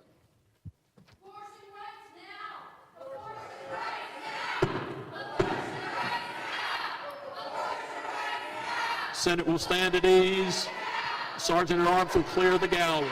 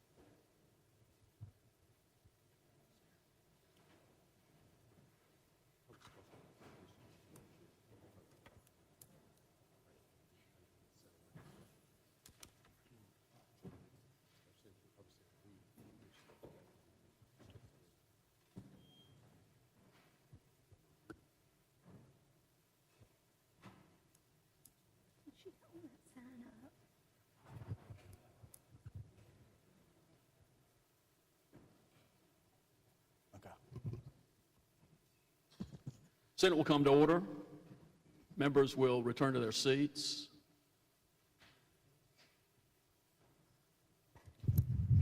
Senator Raven, for what purpose you rise? Motion, please, Mr. President. Motion. Thank you, Mr. President. Move that Senate Bill 20, Care for Women and Children's Families Act, be sent to the governor by special message. So ordered.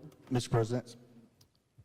Mr. President. Senator Heiss, for what purpose you rise? I move that the Senate do now adjourn, subject to the provisions of Mr. Senate Bill President. 24.1, to reconvene on Friday, May 5th, 2023, at 10 a.m. Members, this will be a non-voting session. Motion is that the Senate do now adjourn, subject to the stipulations stated by Senator Heiss, to reconvene on Friday, May the 5th, 2023, at 10 a.m. Seconded by Senator Raven. All in favor will say aye. All opposed, no. The ayes have it, and the Senate stands adjourned.